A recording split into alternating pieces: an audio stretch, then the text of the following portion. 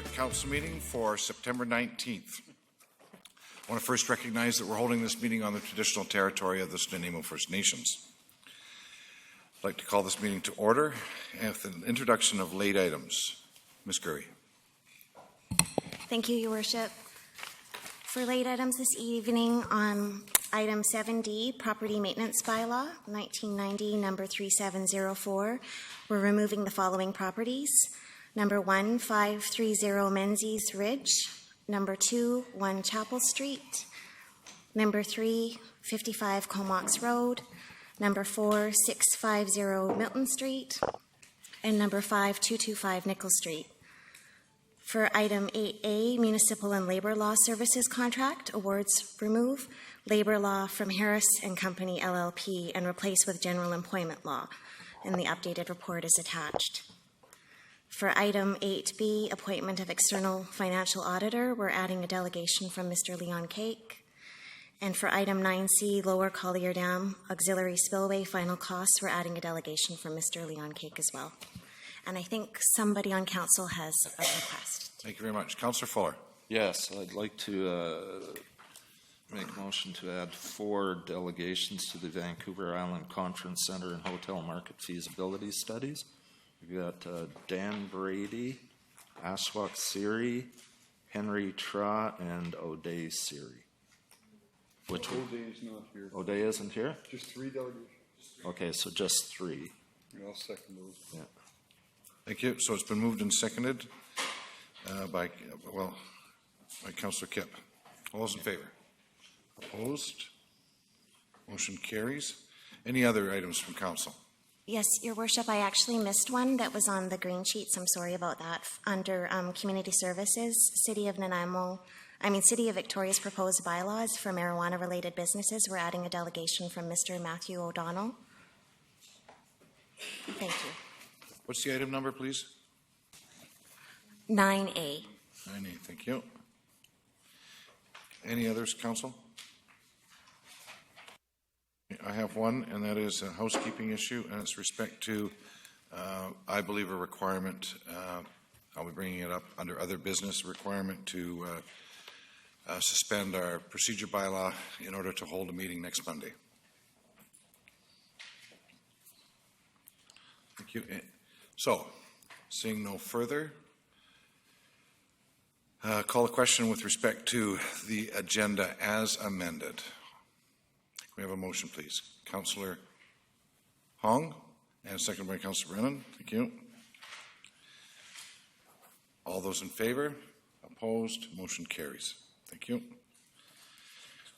We have a motion for the adoption of the minutes of the 2016 August 15th meeting, please. So moved. Moved by Councillor Thorpe, seconded by Councillor Pratt. Discussion, errors or omissions? Seeing none, call the question. All those in favor? Opposed? Motion carries. Thank you. So, the first one is the Vancouver Island Conference Centre and Hotel Market Feasibility Study. And I understand that the presenter on this is going to be joining us by phone. So, we have delegations first, however. Actually, Your Worship, it's usually presentations before the delegations. Thank you for reminding me. Okay, so, is the representative on the telephone? Thank you. Go ahead. Yep. Go ahead, please. Hello. Thank you very much. It's Fran Hohawk calling in from CBRE in Toronto. And if we can just move to the first slide, I know we're doing this a little unconventionally, but the study purpose, we were retained back in January of this year to provide an update to the study that was done in 2004, the market study for the convention center itself, and our mandate was really to update that, reflect to current conditions, and also to look at the market and financial feasibility study for a hotel on the adjacent site at 100 Gordon Street. So 2 reports were completed and submitted in May. Next slide. If we just look at the facility itself, just a bit of background on the the convention center itself. The total complex is about 72,000 square feet. The Vancouver Island Convention Center occupies about just slightly over half of that at about 38,000 square feet. And just under 25,000 square feet of that is actually rentable square feet. So we back out the crush space and so on, and we get about 25,000 square feet of rentable rooms. It's owned by the city. It was built for approximately $72 million, and it's operated by a third party, that being Adlific, who are now in their second 5-year term, and that term expires in 2017. So I'm on the next slide, which is VICC Event Master Database. So there were some questions around how did we come up with the data, et cetera, in terms of looking at the history of what has taken place at the conference center itself. So the conference center were able to provide us with their master database. And in that master database, it was given to us in Excel format. And it included things like for every conference that was booked, et cetera, there was an ID number given to it. There was a start date, a time of day to begin the conference or the meeting, whatever the event was, and an end date. There was also, in terms of the description of it, the name of the event, what association was booking, et cetera. The status of booking, so basically the 3 types of status were it was either a firm definitive contract was signed, or there was a request or an inquiry about a proposal for future bookings, or there was a tentative contract signed, and those were both related to future bookings. So we only looked at the actual firm, definite contract signed events when we looked at the history. The attendance was provided if it was given to us in terms of actual. If the event had not taken place yet, there was a forecasted attendance. There was also a classification of it, what type of event it was, whether it was association, community, corporate, government, etc. There were a number of categories here. We standardized those categories. So the CBRE categories, which is what the industry uses to define events. One was conventions or conferences. A second one, trade shows. Third, consumer shows. Then there were meetings, food and beverage events, which are largely social in nature, and then other types of events, which might include things like graduations, etc. We also looked at the origin of the event. So based on the name of the event that was provided, we were able to decipher whether or not it was a local event, a provincial event, something a national association level event, or international.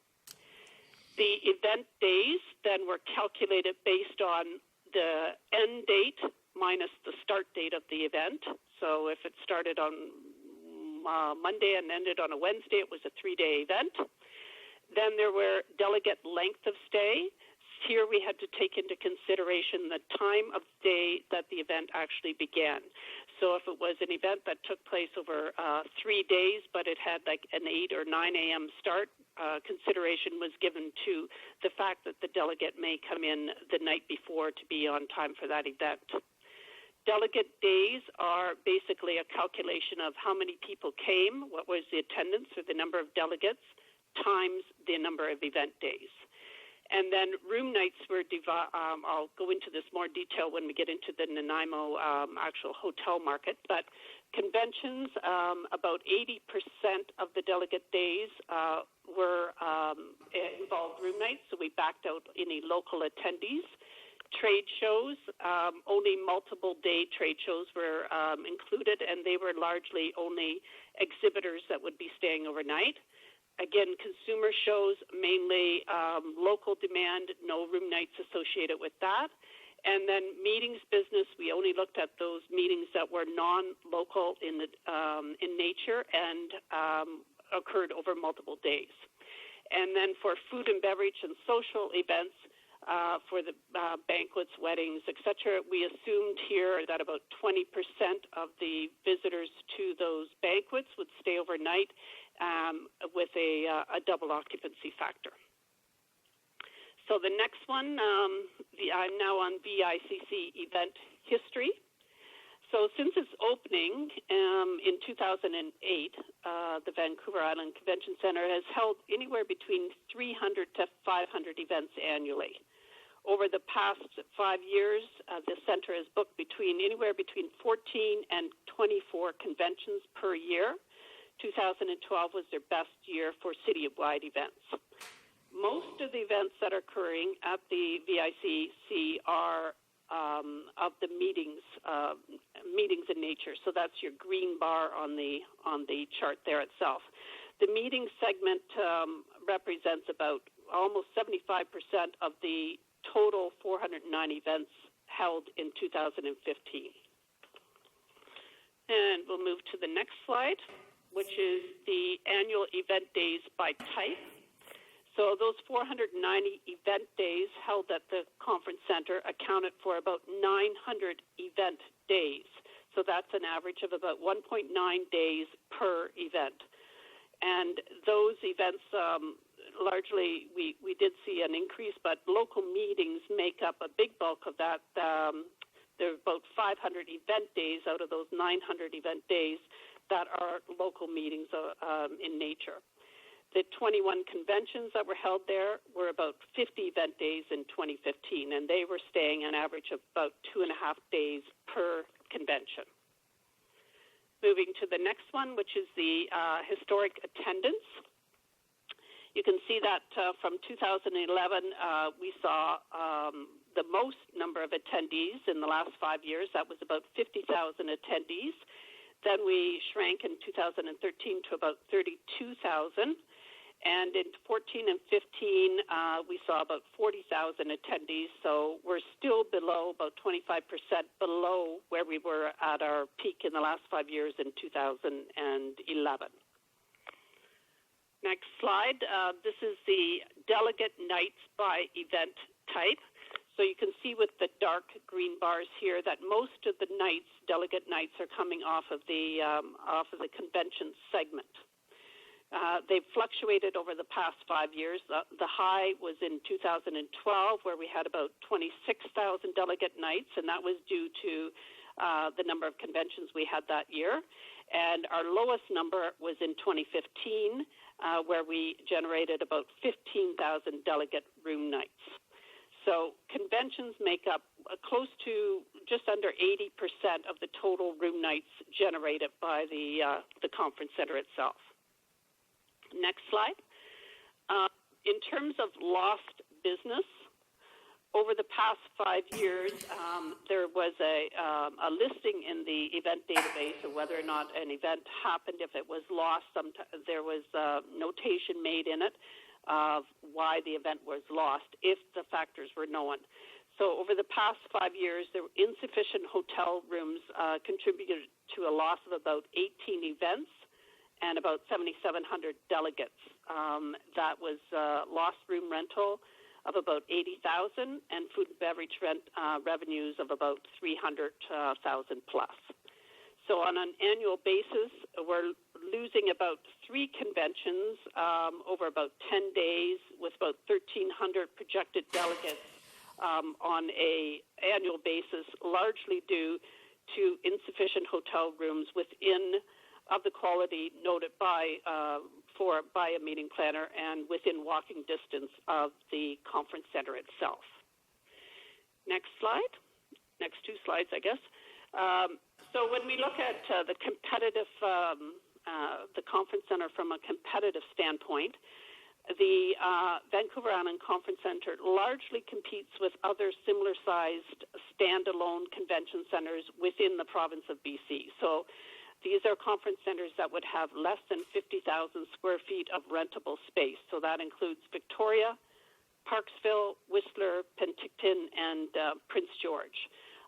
Due to its size, location, etc., it does not compete with the Vancouver Convention Center, just because that's one of the considered a Tier 1 convention center. Next slide.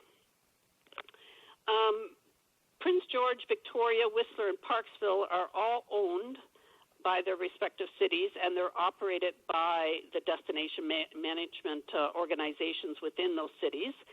The two different ones here are the Vancouver Island Conference Center and Penticton. They're also owned by the city, but they're managed by third parties. So here we have Atlific managing, and in Penticton, Global Spectra manages that facility. Next slide. So we have just under 25,000 square feet.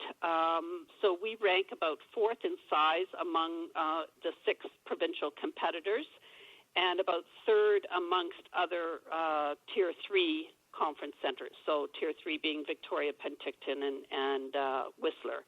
And then the Parksville and Prince George are slightly smaller than us. Next slide. The Conference Center also competes for meetings business with other full-service hotels in Nanaimo and other Vancouver Island cities, as well as other unique local venues like the Nanaimo Golf Club or the Bevan Park Social Center, etc. But for the most part, it's also competing for meetings business with the Coast Hotel in Nanaimo, and it also competes with the Thai Namera, which has about 192 rooms and 8,000 square feet of rentable space in neighboring Parksville. Next slide. As part of the core service review, we were asked to look at the rental rates being charged at the conference center to see if they were in line with their competitors. So we looked at the advertised rental fee for the ballroom at the conference center. It's about 14,000 square feet. And it's listed at just over $5,000, or about, that equates to about 37 cents per square foot. And the meeting rooms range from about 370 to 700 plus per day. So on average, they're generating about 53 cents per square foot. So when you compare that to other Tier 3 centers in BC, Nanaimo's rental rates tend to be just slightly higher, at about 5 cents more per square foot for the ballroom space and 14 cents higher for the meeting function space. But in the local market, the ballroom is priced approximately almost 2 times higher than the local hotels, 1.8 times, and about 1.5 times higher than the meeting room function space at neighboring venues. So that the pricing seems to reflect the superior offerings, et cetera, of the conference center itself, and it seems to be in line, slightly higher than the other conference centers, but should be positioned higher than the local market. Next slide. So now we're into, this is a bit of history that we've looked at. Now we look at demand projections. Where do we go from here? So I'm on the slide starting with realizing the market potential of Nanaimo as a meeting destination. So when we look at the go forward, we'll have to take, it'll take more than just an adjacent hotel really to realize the market potential of Nanaimo as a meetings destination, or to better realize it, I guess. You have to be able to sell Nanaimo as a destination to meeting planners, not just you're not just selling space rentals and banquet revenue within the conference center itself. So when a meeting planner is looking at trying to make a decision on a destination for their meetings, they look at a number of factors, including how accessible is the destination? Does the destination have local support? What are the accommodations like? What meeting facilities are there? What activities can I get the delegates to participate in? What's the quality of the city overall in terms of its appeal? So when we projected for this conference center, we put a number of assumptions into place here. Number one really being that we need to fill, and I'm not sure of the status of this at the moment, I think it is filled, but we need to fill the vacant sales manager position at the conference center, which has been vacant for some time. And that position really has to have a clear mandate of generating non-resident multi-day conventions and meetings for that facility itself. Secondly, we've assumed the addition of a proposed connected 150-room hotel by 2019. We've also assumed that the room blocks for meeting conference business provided by the all Nanaimo hotels, or the ones in close proximity to the conference center, will be sufficient to host in excess of about 250 delegates. And fourthly, the Nanaimo's potential as a meeting destination has to also take into account that there needs to be a dedicated meetings and convention destination sales strategy that's implemented by Tourism Nanaimo and supported by the Nanaimo hotels themselves. Currently, there is no collaborative destination marketing plan that's happening between Nanaimo Tourism, the conference center, and the hotel sector. So to realize any potential, that's an order of business. Next slide. This is now our projections in terms of where we see the center going in the next 4 to 5 years, assuming that in 2019 we can realize the addition of a hotel. So based on its historic utilization, the number of events really don't change that much. It's about 480 to 490 events happening in the next few years, of which we hope to get 21 conventions, which is consistent with what we've seen in the past. And then with the opening of an adjacent hotel, and then greater emphasis placed on attracting those conventions and out-of-town meetings, we see the number of local meetings going down, while the number of convention meetings increases to about 26 per year. So just to give you a sense, the average per center, the average number of conventions per center in BC, comparable centers, is about 23 to 24.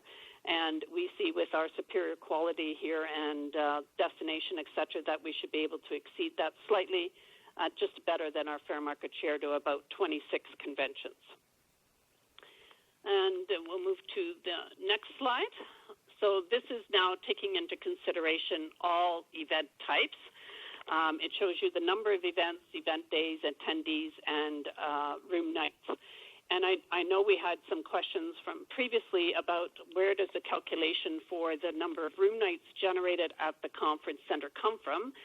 So I've just added a little explanation here. Again, based on the Event Master database that we were provided, in 2015, there were 21 conventions and 2 trade shows that were held over 53 days, and they hosted over 4,000 delegates. 4 of those 21 conventions had 250-plus delegates, so they were considered to be city-wide. And typically, the convention delegates stayed an average of 2.5 nights. So backing out any local attendees to those conventions, we generate just under 12,000 room nights are generated by convention business at the conference center itself. So that's an average of just under 200 room nights per convention. We then looked at how much business is coming in from those multi-day meetings, which were from non-local business, and that's about another 1,600 room nights. And then we also factored in the food and beverage and socials and the room nights associated with that type of demand, again, about 1,000 room nights, or about 7% of the total demand. So we looked at all of the event types held at the conference center and considered that as M&C related. Okay, so you can see by that's 2015, and then when we add on the additional conferences and conventions, by 2022, the conference center is projected to host close to 490 events. That's over 570 event days, and attract about 44,000 delegates. And the number of room nights increases to about 22,000 because most of that event activity, again, is happening at the convention level. So next 2 slides, I guess. So we're now on the historic operating results for the center itself. So again, looking at history since 2008, since its opening, the center has generated just under about $1 million in 2008. It peaked in 2012, again, when we had 24 conventions, at about $2.1 million in revenue, and last year, 2015, did about $1.9 million in revenue. About 70% of the revenue coming into the conference center is from food and beverage related sales. Departmental expenses, we contract out most of the food and the cleaning and so on to various third parties, and departmental expenses are typically about 2/3 of revenues. So we have gross operating profit about 35%. Undistributed expenses, that includes your salaries and wages associated with administration, general, sales and marketing, occupancy cost, and so on. They're about $1.5 million. So you can see the center has an operating deficit of about $1 million per year, and that's been consistent over the last 3 to 4 years. So next slide, sorry. So when we look at projections, 2016, we're projecting revenue from all sources again at about $1.9 million, but with the opening of a hotel in 2019, assuming a 150-room hotel were built adjacent to it, we see that revenues will increase to about $2.3 million, and then forecast out about $2.5 million after that. So the departmental expenses don't change. They're still about 2/3 of revenue. And then we have management fees and so on. So you're still talking about an operating deficit with or without a hotel. The conference center will still run at an operating deficit of about $1.1 million per annum. That's in line with its 2014 and 15 results. So even if you didn't build a hotel, the operating deficits would still be in that range of about $1.1 million, but increase maybe to about $1.3 million in terms of ongoing operating subsidies. So why do we build convention centers, I guess, is the question if they're not self-supporting. So next we'll look at comparative municipal operating subsidies, the slide there. So as a general rule of thumb, convention centers typically require operating subsidies by their municipal or their provincial ownership groups. We looked at the subsidies that this center is receiving, and then we compared it to 6 similar-sized Tier 3 convention centers across Canada. So they included Prince George, Penticton, Victoria, London, Fredericton, and Nanaimo. So you can see that the city of Nanaimo provided an operating subsidy of about $1.2 million in 2014. That's approximately $345,000 above the average subsidy. So the average subsidy of those 6 centers is just a little north of $800,000 per year. The conference center here generated revenues of $1.6 million. That's about $42 per square foot. And in comparison, the industry average is about $53 per square foot. So the biggest difference is that the fact that there's 2 centers, London and Victoria, they also benefit from associated parking revenues. So they were able to get a higher comparative average of about $8 per square foot from other sources of revenue that offset the operating deficits. So on average, comparable Tier 3 convention centers get about $24 per square foot in municipal operating support, and the city of Nanaimo is subsidizing this center at about $31 per square foot. So you're about $7 above the average. And next 2 slides, I guess, in terms of delegate spending. So we can see that most convention centers are viewed by their municipal owners as loss leaders. If these centers made money, the private sector would be building the centers. So they're often being built by public sector dollars. But it's recognized that they contribute essential economic impact, activity, et cetera, to a city and its downtown, because what it does is it generates out-of-town delegates to the area, which in turn spend on hotels, restaurants, retail, transportation, et cetera. So we looked at a major study that was commissioned by MPI, that's Meeting Planners International, and it was done to measure the economic contribution of meetings to Canada. So the study found, particularly when we looked at the results for BC itself, and they said for all of the local people that are attending meetings within BC, they spend on average $194, and provincial delegates spend $950 some, and international delegates spend over $3,000. But we backed out of that number the meeting registration fees because they go to the host, the association itself, and any transportation cost that were coming to, that it took to get to Nanaimo, whether that be air, ferry, or otherwise, we backed those costs out. And we also backed out the accommodation cost in the average spends because we knew what the average, we didn't back out the accommodation, we just used the average rate for the primary hotels in the downtown market to calculate that. So when we looked at what the current economic impact of the convention center itself is, we looked at the 2015 numbers, and we looked at their origin, et cetera.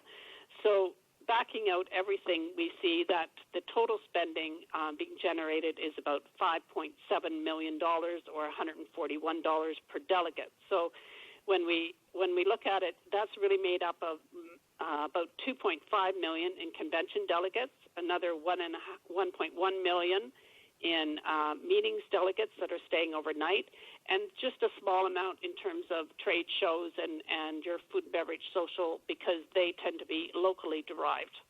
So that spending outside of the conference center itself amounts to about $3.8 million, and that it would equate to about $95 per person. Then we also counted into that the on-site spending at the conference center itself, and that, according to the revenues, was $1.8 million. That gets us to the $5.7 million. So that's an average of about $141 per delegate.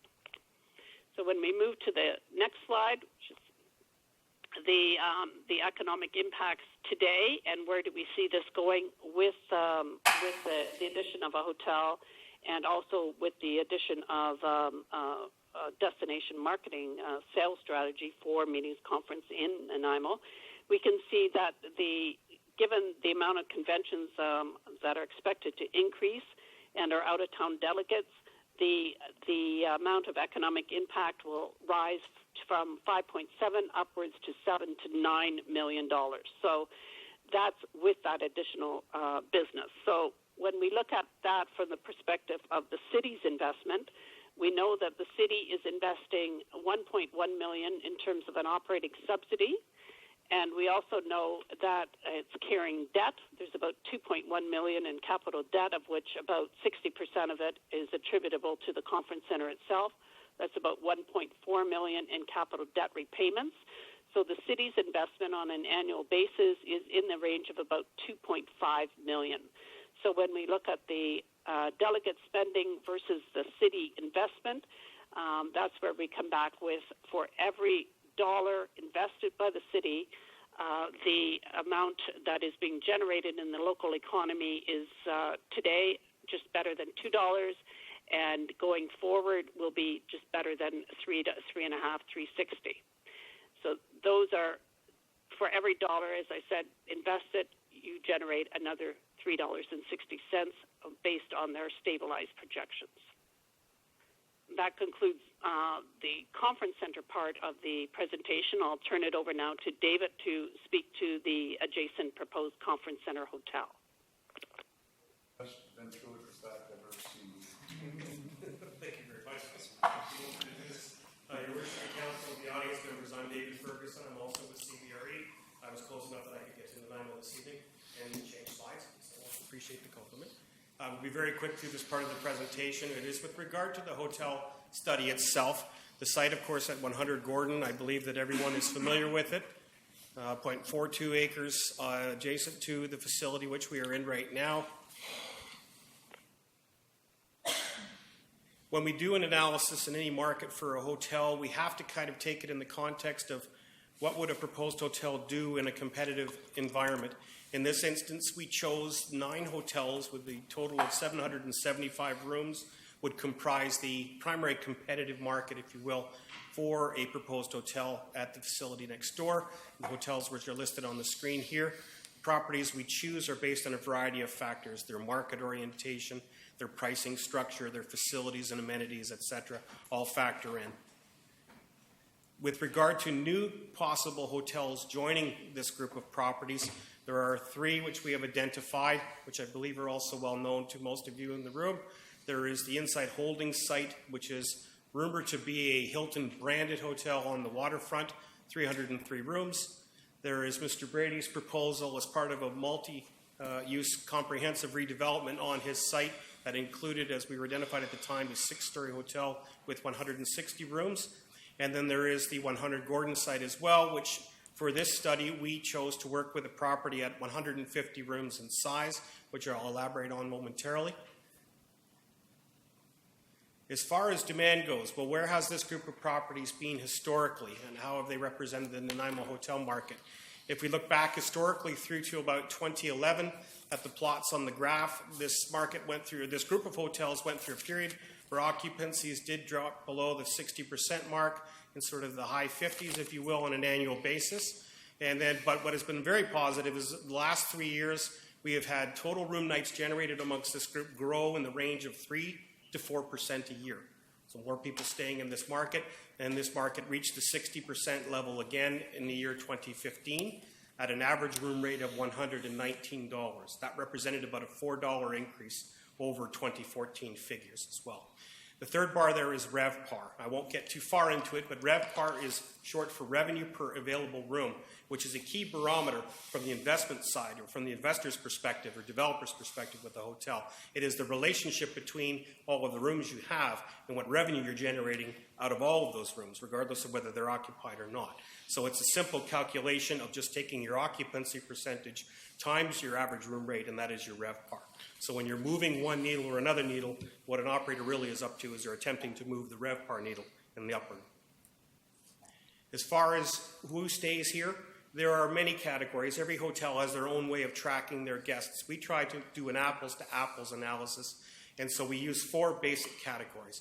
What this shows that in 2015, approximately 40 or close to 41% of delegates here were here for business purposes, followed by leisure travelers. That includes groups, that includes hockey teams, for example, as well.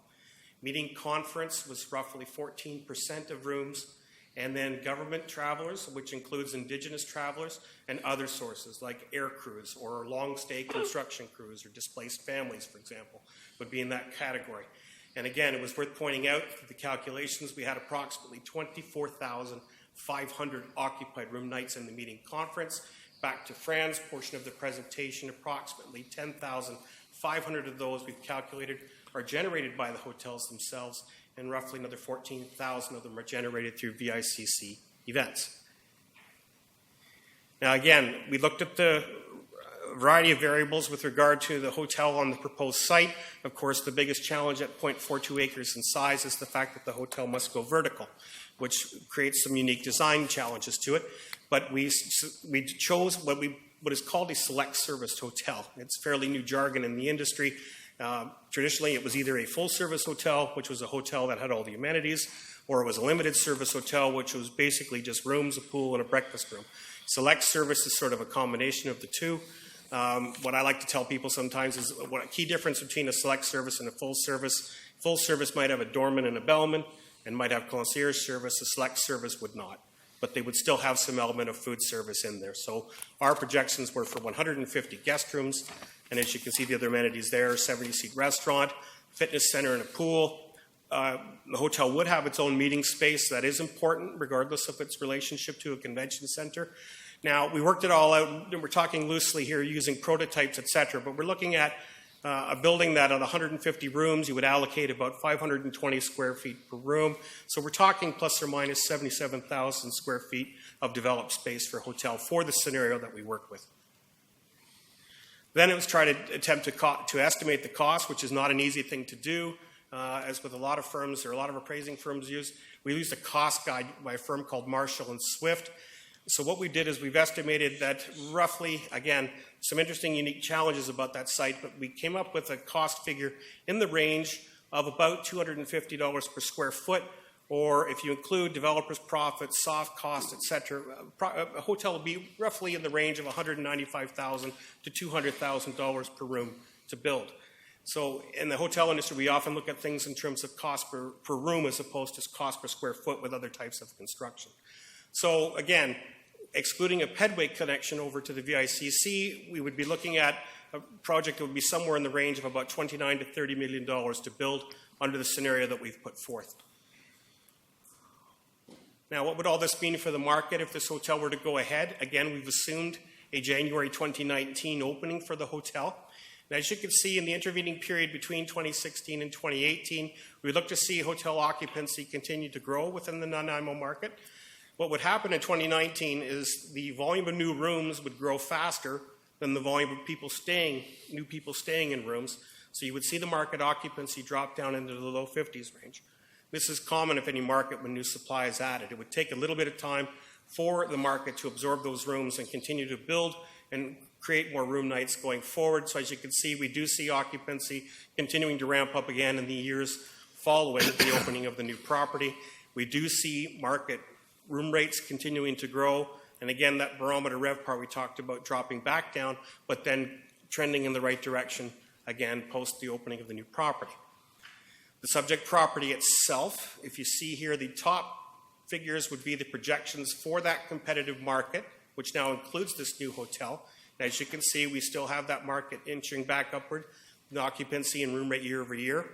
We would see this new hotel actually achieving what we call a market penetration above the average. In other words, all things being equal, if every hotel got the same number of occupied room nights in proportionate share to their rooms available, they would be at 100% penetration. We would look at this hotel being the first new asset in the market in a while, and in this location achieving a market penetration upwards of 130 to 135%, and therefore achieving a stabilized occupancy in the third year of about 74%. And then its average room rate positioning the first year would be about 120% above what the market as a whole's average would be. So it would start at about $156 in room rate and move up from there year over year. And its implications on the financial side, we've just given you the long study has in more detail all the financial projections included there. But as you can see, what we have here is the hotel's year one would generate revenues of approximately $8 million, carry about $2 million of that to a net income. Then we would adjust and take out a 4% reserve for replacement of equipment, etc. So the hotel's adjusted net income would be in the range of about $1.7 million, increasing to about $2.4 million, or 25% of revenue by the fifth year of operation. And at that point, I believe Fran and I have concluded our presentation with regard to the study. Thank you. Thank you. Any questions for the delegation?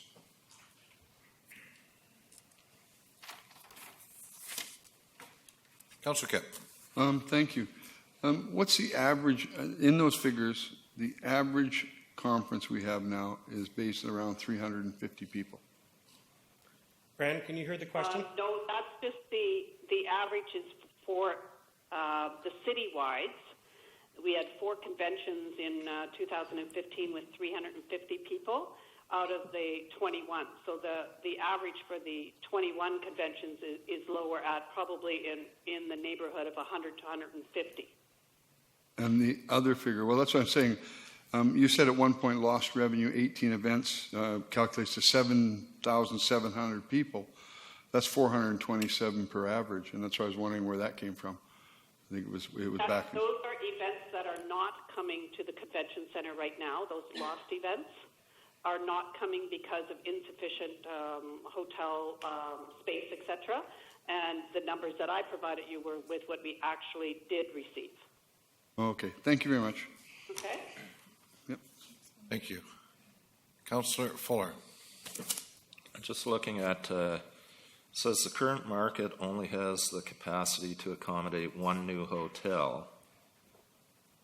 We have 2 proposed. If this one came online, that would be a third. how would that affect all of the projections you've made if all three of them came on board? Well, I mentioned that when the year in 2019, I had the occupancy falling for the market as a whole. And again, the encouraging figure was the fact that the total number of room nights the city is generating is still growing. But for a period, the pace of the new rooms in would outpace that and push the occupancy for the market down. If you added another 460 rooms on top of the 150 in these projections, unfortunately, you would probably see that occupancy number fall dramatically below the 50% level. And the period to get those numbers back up would be much longer. And there would definitely be certainly some operating difficulties for the existing operators if they all move forward. Yeah, because it says the current market only has the capacity to accommodate one new hotel, so. Yes, yes, And there are proposals for others. Thanks. that's right. Thank you. I have a couple of questions. One is on the convention centers. I noticed that there was no reference to the Anvil Center in New Westminster, an 18,000 square foot facility that was opened in late 2014.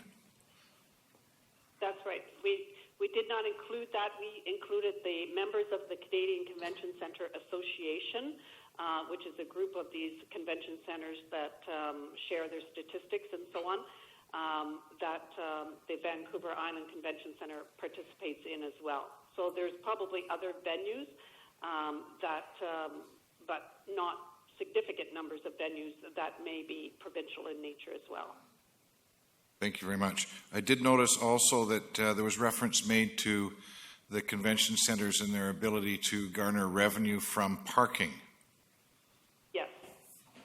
There, of the ones that I spoke to about the 6 comparable ones that we looked at their operating deficits, London Convention Centre and Victoria, I believe it is as well, both benefit from associated parking revenues. So they are able to offset some of their operating deficits because they're getting revenues through parking, associated parking revenues. Correct, but just for the record, we do not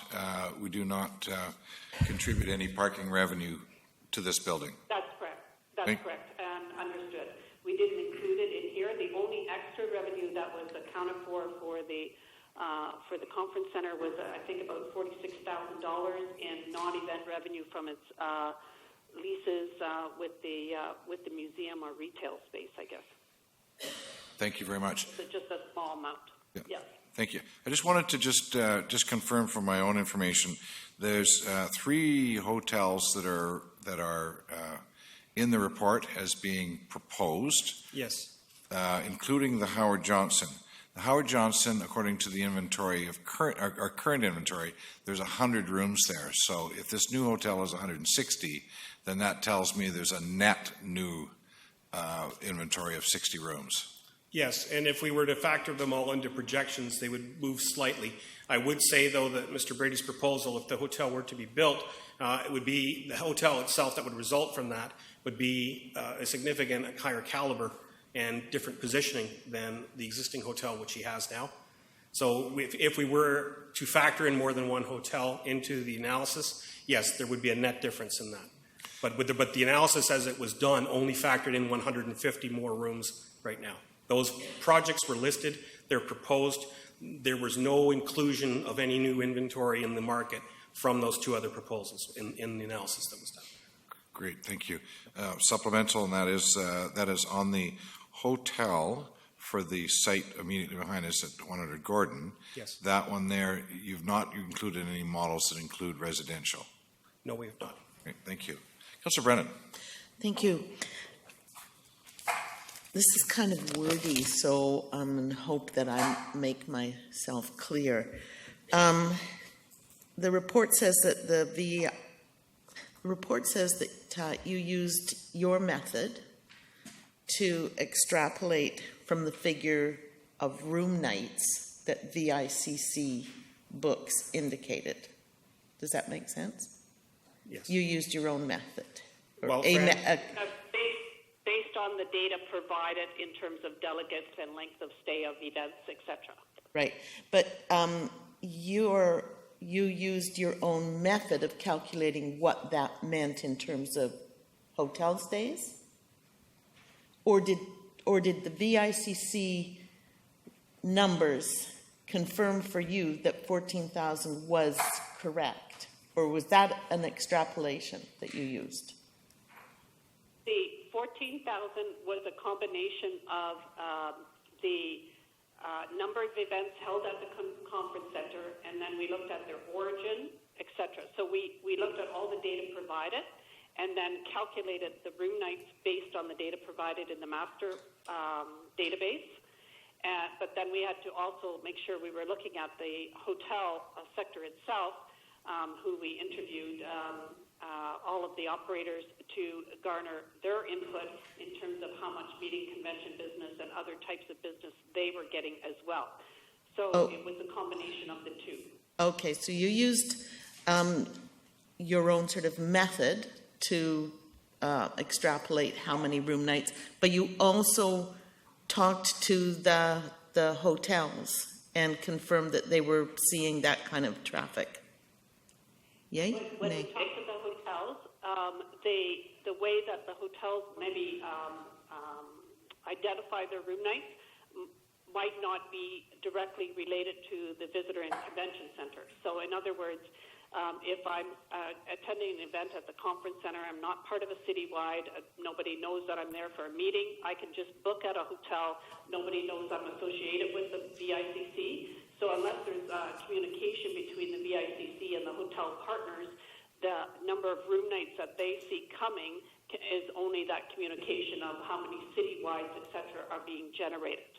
We looked at all types of demand and then categorized them as being generated by the VICC and associated them with meetings, conference, business, in addition to the amount of business that the hotels are generating themselves through their own meetings events. Okay, thank you. Okay? Yes. Councillor Thorpe. Yes, thank you, Chair. I have a question related to the conference center aspect of the report. And I just want to make sure that I heard correctly and understand correctly. I think we all realize that conference centers are not money makers. They operate at a deficit. And nevertheless, we hear criticism that our conference center is operating a deficit and we do subsidize it. But I heard in your report, and this is what I want to clarify, that from what you have discovered or determined, delegate spending brings, you think in our case to Nanaimo, was it over $2 million per year? The delegate spending itself, there's on-site spending and there's off-site spending. So in other words, I'm bringing money to the conference center itself because I'm paying for my meals and rental space and everything else that goes with that. So that spending is about $1.8 million. And then what I'm bringing to the rest of the community is about $3.8 million. And about 50% of that spending is within the accommodation sector. Other spending happens with restaurants, car rentals, retail, entertainment, taxis, gas, etc. Oh, that's really interesting information. Thank you very much. Thank you. Ms. Sammer. Thanks. I just wanted to, I know the consultant said this at the beginning, but they did a review of the VICC, and so they relied on the information that was provided to them. They weren't contracted to perform an audit of the information given to them. So there's a difference. If they were auditing the information, they would have dug down different levels to see if there's documentation to support the figures that were provided in the summary charts and would have done additional checks on the veracity of the information. Thank you. I see no further questions. Thank you. Thank you very much. Thank you. Motion to receive the presentation. Councillor Brennan, seconded by Councillor Pratt. All those in favor?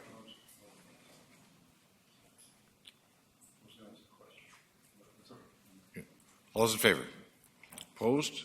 Motion carries. Okay, so we have delegations.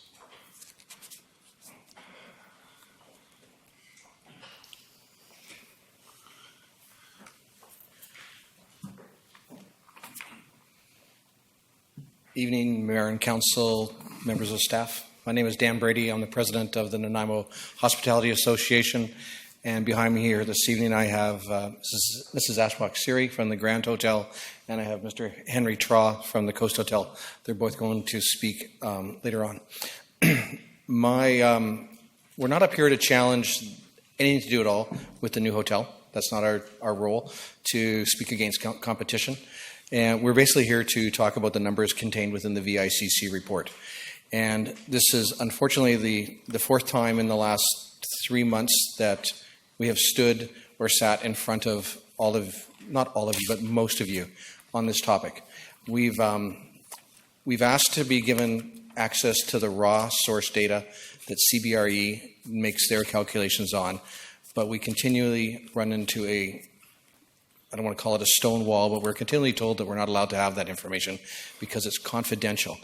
And we question why that information of a city-owned facility would be confidential and not be allowed to have access to the industry that apparently doesn't support it the way we're supposed to compared to other cities. All we're trying to do is to get to the bottom of the numbers, and we're trying to figure out where did the room business go. The report purports that there's 14,000 hotel rooms that have come to Nanaimo, to us via the conference center. We can sort of attribute about 4,000 of those rooms, but Mr. Traw is going to speak to those in more detail. The one thing that I do want to speak about, though, is the reference in the report regarding the 2% hotel tax and its use or non-use towards the VICC. I don't want to go into the long history of that. I've already done that twice with you at in-camera sessions, and I've done it again with staff. It's basically the city and the hoteliers of the day 15 years ago started a process to bring in the 2% hotel tax. As the report states, there's 9 hotels in this town, and there's 15 other smaller motel properties. Those smaller properties control the vote. There's 2 votes in the city. One is based on properties, and one is based on hotel rooms, or number of rooms. So in order to pass the tax and get it implemented, we had to do something that would, I guess, appease the smaller property owners. And that was an agreement that was made between the NHA and the city staff at that time, and that is that the funding from the MRDT would not go towards the conference center. It's not that we don't support the conference center. We all spend thousands and thousands and thousands of our own dollars marketing through Howard Johnson, through Coast Hotels, and through other initiatives. But unfortunately, we are not legally allowed to move that money towards the conference center. So in all fairness to the NHA and to all the properties, I think that part needs to be removed once and for all. So I just ask that you would remove that from the report, because it's a misinformation that we should be supporting Tourism Nanaimo and the VICC in their marketing initiatives. We're happy to support them. We sit on the Tourism Leadership Committee, and we work with them in a lot of other ways. We just cannot use the 2% hotel tax money to support the conference center. I'm sorry, but that's just the way it is. And in 3 years' time, we can relook at that. But right now, we can't relook at that. So it shouldn't be in the report.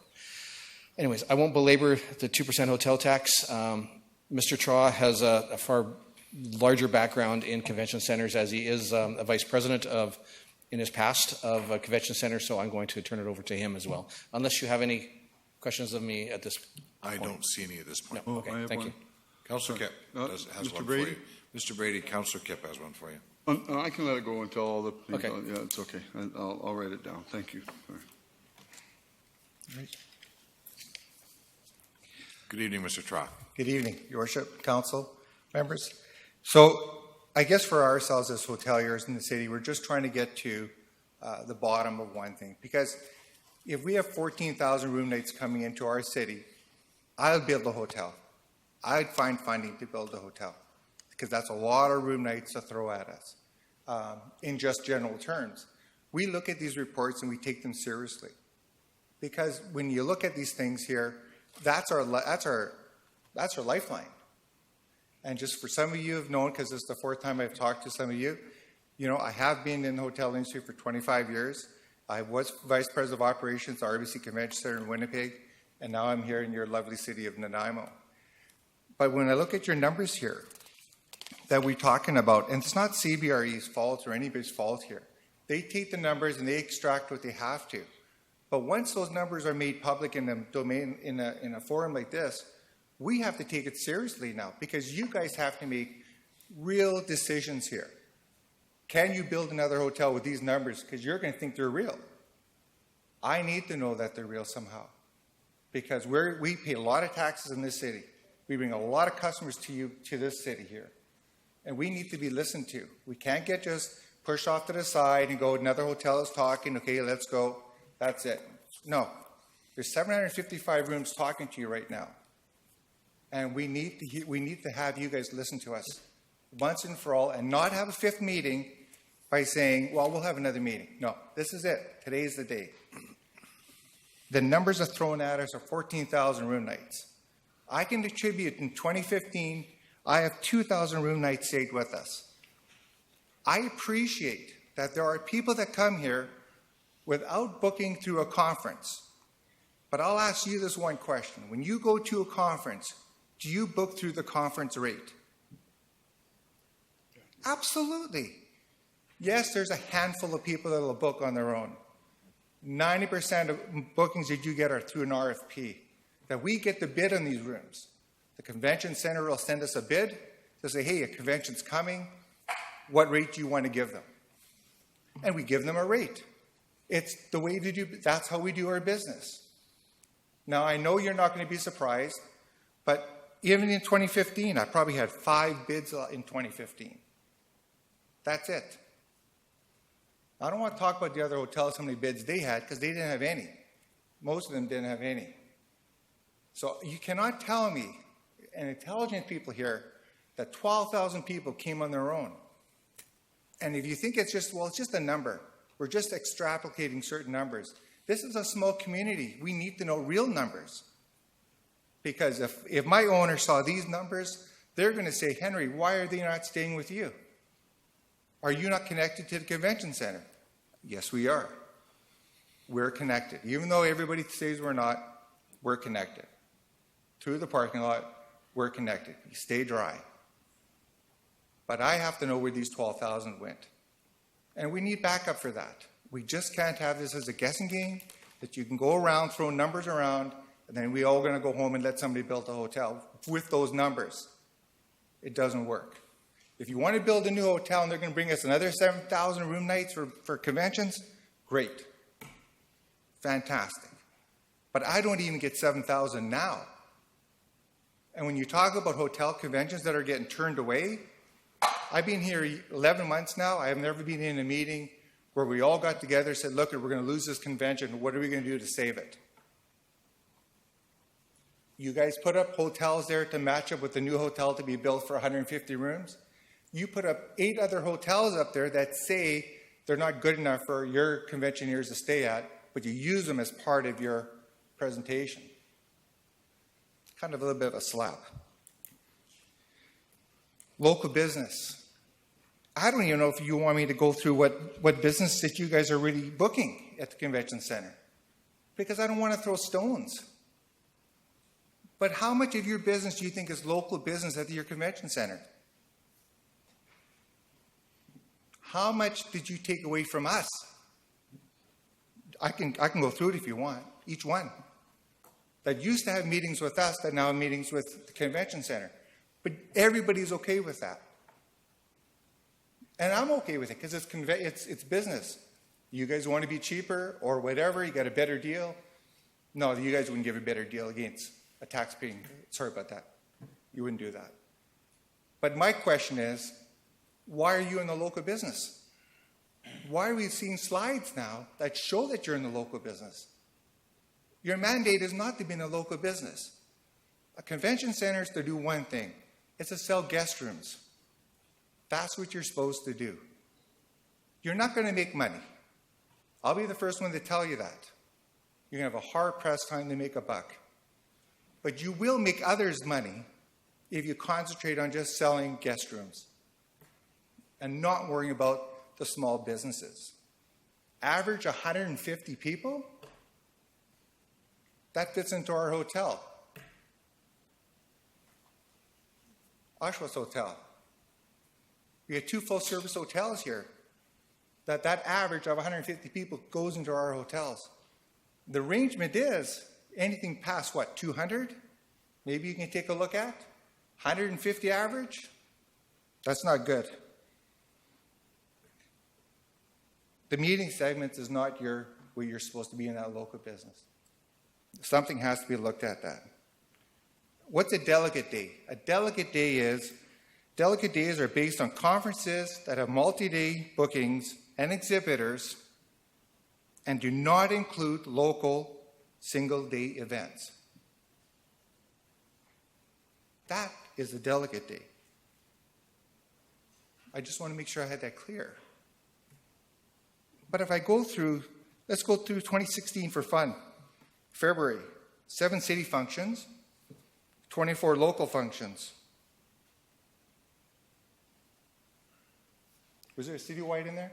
No, I don't think so. Come on. I'm not going to sit up here and start preaching on this, but you guys know better. You're the owners of this building. You took those delegate days, threw them in there, and you multiplied by $315 for your economic benefit to look good. They even dropped you down by $1.5 million from what you originally had as what you're supposed to economic benefit, because you had over $7 million. They show 5.5, whatever it was. We just want to get accurate figures for us here. We deserve that. We don't deserve a fifth meeting to discuss this. We want to work with you guys. We want to work with the Convention Center. We want to work with the Tourism Board. We want to get things set straight so we can try to get conferences to come here. And please don't embarrass ourselves by saying we don't have enough hotel rooms when we're doing most of your business is not conventions. You want to build one for 150 with these numbers? I can't wait till the first person that comes to me and they goes, are those numbers accurate? I go, I don't think so. Only because I can account for 2,000 room nights for 2015. And I know Dan, nice hotel, but he can't take 12,000 of those rooms, the rest of them, or Oshawa, or anybody else, because I can add up those rooms for you if you want. And I'm the guy who's supposed to be new here. We need you guys to take a look at this report and decide if this is what you want to give out to potential developers, potential people that want to build here. And then all I'm asking is throw me a bone by saying, hey, we'll get you those 12,000 room nights. We'll show you where they went. And then I'll back off. No problem. But when you keep throwing these numbers at us, we keep thinking we're losing money because they're not staying with us. I think that's all I got to say about that right now. Any questions? Councillor Hong. Thank you. Thank you for your presentation. I don't want to talk about the VICC numbers, but I actually want to talk about the table that was presented to us at your occupancy rate, roughly 60% with these hotels. Is that fairly accurate? I guess that's more or less the question. Are you guys at 60% capacity? Yeah, I mean, at 170,000 room nights between all of you guys? I would have to take a look, but I would say the average right now, so it's about six. Look at, we've had a great summer. So we had a great year so far. Our summer's been phenomenal here. We had a great summer. The tourist business is fantastic. This is with regards to 2015. I don't have the 2015. numbers. Yeah, we can say sure, it's right. Yeah. CBRE is a fantastic company. They're going to give you false numbers. They're going to give you the actual numbers. So those numbers that you have, there are actuals. Like for occupancies and all that, they're not going to wing it. You know, with group business, I can tell you exactly because I use the STAR report. I use other reports that we have in the industry that we follow, that we use. Okay. Those numbers don't lie. Okay. But those occupancies, they'll give you the right numbers. Yeah, those are the ones I wasn't interested in the extrapolation that they got from the VICC, but the actual market numbers. I would worry about extrapolating it, though. Yeah, it's these market numbers I'm interested in. Great, thank you. Okay. Thank you. I don't see any further questions.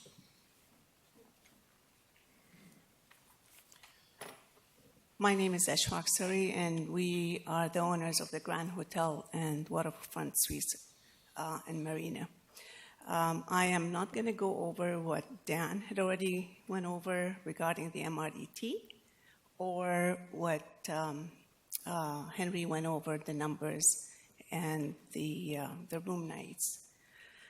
But all I would like to say is we thank you for this. We really did not wish to have another meeting to represent and present to you more information, because we have had this information distributed to you in the hope that you would have made the decision regarding certain items that are on the report. Regardless, we are here because we are, for myself as owners, and we are taxpayers. And we do take our business seriously, and we do feel strongly that we have a moral obligation towards you, towards our community, towards our taxpayers, to provide you and to provide the public with the correct information. We are being truthful, and we are being accurate in whatever we give you. All I ask is that you share this same moral obligation that you have towards us as taxpayers, as people who have taken the risk in this community for many years, who have invested millions and millions of dollars, and to show us some respect to what we know about the industry. We have tried several attempts and several meetings, and this is really our last attempt. So one last thing, I will reiterate what Henry has said. The Coast Hotel is the largest hotel in town. And whatever numbers he gave you, I can tell you we have not received one RFP for both hotels from the conference center in years. We have not received any request for rooms. So to tell me that they have lost whatever number of events and conferences because of lack of rooms, I can tell you our occupancy rate is way below the Coast Hotel. And if our rooms are sitting empty, where are those delegates that are needing the rooms that we have not been able to meet as a city? So there is a big question mark with the numbers, and I truthfully would like you to dig deep into that and get us the truth behind all these numbers. That's all we ask. Thank you. Thank you. I have some questions for you. First off, Councillor Pratt. Thank you. This is a lot to take in, and I know it isn't the first time that you've come to us. It's the first time that it's been out in the public, and I think that's really important. Mm-hmm. One of my questions centers around the fact that, I guess I can understand, although you have a beautiful hotel, you're a long way from here. 12 minutes. I get it, but when people are looking at a convention, they're looking at hotels that are really close to the convention center. So I guess that might be part of the reason. But the question is, are there enough hotels down close to the convention center that are at the level that the Coast Hotel is at, that would be able to fulfill the needs of the convention center? When was the last time you guys took a look at our hotels in the market? In a Long Lake, beautiful place. The Buccaneer, beautiful place. Oh, I know. Best West Northgate, doing a great job there too. Right across from the Best Western, beautiful little hotel. They renovate, they put money into it. When was the last time, as councillors, you guys went through those hotels? We're worried about transportation. Maybe that's why we lost some groups. Then let's use our imagination. Mm-hmm. We have a bus system we can work with. We've got bus companies we can call, Wilson's, whatever. We can use our imagination. Do something about it. Talk to the NHA. See if there's some funds that we can do. Is there anything we can do to use our imagination, not to lose it? So I don't want to get into that right now, but we have to use our imagination a little bit here. 12 minutes, Okay, so I understand that. The other question that I had, yes, did you If have I may something just to add? add, a few years ago, and I wish I could remember when, there was a conference at the convention at the conference center where we did a shuttle bus for them, and it went beautifully. I wish I could remember the details on that, but I'm going to reiterate that we have not even received one RFP from the convention center in years. Mhm. So I don't know what to say. Right. So I can understand that. The other part is, and I want to go back to Mr. Troth's comment about being able to account, and when you said we, you meant everybody, being able to account for 4,000 stays versus 14,000. Well, no, I can account for 2,000 room nights. Yes. So I just need to know, hey, we have 14,000 out there. Let's find out where the other 12 went. Okay, but you did mention 4,000 at one point. Probably did, okay. Okay. And I went through those numbers as well Yeah. by reaching out to not to the motels, but the hoteliers. Okay. Just asking. And sort of That was just my hotel. Our hotel. Gentlemen, we need you to speak into the microphone so that it goes on the audio for the TV. The 2,000 is just for the Coast Bastion. And that is in 2015? 2015. I took Okay. 1 year to say, let's have fun with this, and we Right. took 1 year and went through everything. So there's a big discrepancy between those two, and I guess that's something that we're going to have to look into and decide. Absolutely. And I totally agree with you. If the numbers are wrong, then we can't be using a report like this to attract hotels to But our this city. is not the first you've heard about this, though. I understand that. I understand that. It's the first time that this report has come to the public. Yeah, and I can tell you neither the Grand nor the Waterfront Suites and Marina had received any rooms from the convention center. Thank you. Councillor Thorpe. Thank you, Chair. I really appreciate the delegates coming and speaking to us again, because we have heard from you before. I guess for me, the bottom line, and correct me if I'm wrong, is that in your professional opinions as owners or operators of higher class hotels in our city, feel that we do not need or would not benefit from another new hotel downtown. Am I correct? I don't think that's what we said. I think what we said is that the numbers that are being worked on, we don't understand them. And that in order for anyone to make a decision whether or not there should be a new hotel or not, someone needs to independently verify or audit those numbers. We are never against a new operator. We have given letters of support to Charles Koo. We have spoken to some of the Chinese investors when they weren't interested on Gordon Street. So we've never been against the hotel. What we're here to talk about is we don't trust the numbers. And maybe does that answer your question? Thank you. Maybe I phrased that poorly, but if the numbers that you are referring to are correct, then you would not see the need for a hotel. Not based on the numbers that we have. Yes, Right. Sorry, thank you. Which are very different than the numbers that we've been given in this report, and therefore it certainly seems to me we need to examine those numbers. Correct. Thank you. Thank you. Thanks. Councillor Kipp. Thank you very much. Dan, Henry, Mrs. Siri, I'm sorry for my lack of initiative on this, but I'm happy and I wanted it to come public.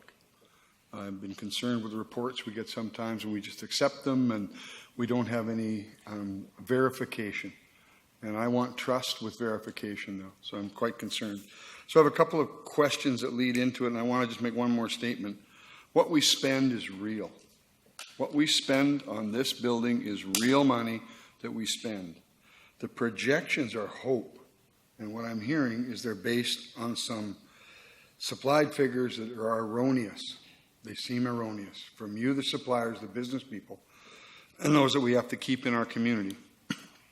One who sat here for a number of years now, I'm pushing 8 years at this time, and been here before. The hotel, I know why you're not worried about the hotel, because it really can't make it. And the numbers that I've seen for years here now show the hotel wouldn't make that big of a difference, except it would affect you guys if there is those rooms out there. So that's a concern for me. So I want to ask, what are the barriers to collaboration? Page 31 in my agenda today Currently, there are no collaboration destination marketing plans exist between Nanaimo Tourism, the VICC, and the hotel partners. I was under the impression that we did $900,000 of destination marketing when the hotel was first proposed by the, I can think of the name, Millennium Sura. So we agreed and spent $900,000 a year, and that is, there's no collaboration now? None? And No, I what have wouldn't your say that barriers there's, I wouldn't been? say there's no collaboration. A lot of the hoteliers and some of the moteliers, we sit on the Tourism Leadership Advisory Committee. We sit on that. We're happy to help. We have worked with the VICC and Tourism Nanaimo in the past on different initiatives when they used to go out towards, say they go to Edmonton or go to Calgary, and there'd be some joint partnerships and stuff. What happened is when those monies were invested and the time was spent at a lot of those trade shows and stuff, we just weren't seeing the return coming back. And then when budget monies got tight with Tourism Nanaimo, and there had to be some reallocation of funding, and I can't speak on behalf of the NADC, but there was definitely collaboration between the hotel industry and Tourism Nanaimo and the VICC. That has happened. The return just wasn't there. But it says here that there's no or it says the statement is currently collaboration, destination marketing plan, currently no plan. Councillor Kipp, there's no dedicated plan, if that's what you're looking for, and then there may need to be No strategy. There's no strategy, correct? That's a bit, yeah. No strategy. There's no It's strategy all in place, talking no. and no strategy. Yep. Thank you. Thank you very much. Okay. In an open meeting, it takes a bit of courage, and I appreciate the fact that you do that. We need people to do that for us. We can't visit every hotel. You should. Is that it? Ms. Sammer, you're next up, but I've got two other councillors. Do you mind if I hold you to the end? Okay, but I have two relevant pieces of information that council needs prior to the delegations leaving the podium. Thank you. Councillor Fuller. Well, now I'm curious. Two other pieces of information. I too am glad you came up and gave us the information you did. Getting it behind closed doors is one thing, and that's the type of stuff that the public doesn't see. So if we make a decision behind closed doors, we're always slammed on it. This is public record now. So this is something that people that would love to slam us for possibly not supporting a hotel. Personally, I cannot see why we are in the hotel business, like you were saying. We actually sold the retail off on this building for less than cost back when it was built, because we shouldn't be in the retail business. So here we are trying to do our best to get a hotel, when it should be left up to the hotel industry. And the numbers need to be accurate to justify a hotel being built. We've got two in the works, possibly, and another one that could possibly be built. If all three of them get built, that's not going to increase the delegate nights. That's not going to increase revenues to the hotel industry. By any means, it'll probably decrease it to all of the individual hoteliers. Can I comment to that, Councillor Furley? Sure. It's just, and that is part of the reason why the hotels and motels in Nanaimo brought in the 2% hotel tax. Mm-hmm. It's because we know that we need to work together with everyone to develop the destination. Yep. You can build as many hotels and motels as you want, but if you don't give people a reason to come to your city to stay here, Yes. then you're losing. And that's why we put in the 2% hotel tax, was to work on destination development. Well, exactly, and our bad for not enforcing the destination marketing that should have been happening over the last decade in this town, but you have to have something to market, first of all, right? Exactly. And I used to keep track of the delegate days and all of that, and I know we've never reached much more than 5% capacity for the convention center. That's it, 5%. 7%, I think, was in a really good year. I used to keep track of the numbers. I haven't seen them increase any Henry can probably answer that. So, He would probably know. Well, Henry probably could. He's really good with the numbers, and he has that experience, which is why it's really great that you guys have come forward. And so as we get to the end of this, we'll see where we go with it, with a motion being made, whether to accept the report as is or to try and get this report amended, because I personally think it needs to be amended. Thanks. Councillor Pratt. Thank you. I guess I need to do a little clarification here because I'm getting a little confused. So if the 14,000 days is not accurate, it's 14,000 days? 14,000 overnight stays. Overnight stays. If Correct. that 14,000 overnight stays is not accurate. We just don't know where they went. We don't know where they stayed. Well, I mean, clearly, if you don't know where they went, then they probably aren't accurate because you're the people with the hotels. So, yeah. You know, I tend to believe you that clearly there's a big gap there, and we need to find out why that gap is there. And I think it's important, it's incumbent on us as the city to find out why there is such a difference in what you're saying. You live here, you work here, you have hotels here. And if you're saying that and the report is saying something so grossly different, then we need to look into that. And I really appreciate the fact that you have come forward publicly to state that so that we can move forward with this. So then other extrapolations would be incorrect as well in terms of the amount of money spent in the city, all of that, I'm assuming. Yeah, want to talk, Henry? Sorry. You're absolutely right. I mean, that's what we're trying to get at. Because you look at what's happening in downtown, there's more places closing. Yeah. So what's going on here? If that money's really being spent here, they should be thriving a little bit better. Look at, CBRE is only going to work with the numbers that they have. Whatever they get from the convention center, if that's the numbers that they said walk through this building, then they have to put their formulas to it and say, because they can't, it's hard for them to go to every hotel and say how many stayed here. But it's easy for us because I just pick up the phone and ask. And then we go through it like we just did our exercise. Mm-hmm. So because we wanted to find out, wow, that's a lot of numbers. And we didn't show those numbers. So that's why we're asking the question. Because you guys are the owners, you should have that backup. So then the difference between a review, which is what this was based on, and an audit might come up with something very different. It depends how much more money you want to spend. But to get to the bottom of where the differences are, and I'm not disputing your numbers. We're just questioning the numbers. Maybe they did stay here and we just don't know it. Thank you for that. Can I add just a quick comment to that? On the computer systems that the hotels run in the city, when the tourism numbers come out from Chemistry Consulting, and you all see those numbers, and I generally am the person that gets called by the press asking for comments. So before I do that, I generally phone all the hotels because I know the question is going to be coming. And I can go to every hotelier in this town and say, why were you busy in July? And they can nail it down to the top 5 or 6 events that were going on in town, whether it was a baseball tournament, whether or not there was a large wedding or any of that kind of stuff. We have that information. I could phone back to my hotel right now and tell you why I was busy in May and with the groups and that kind of business. So we have that available to us to share.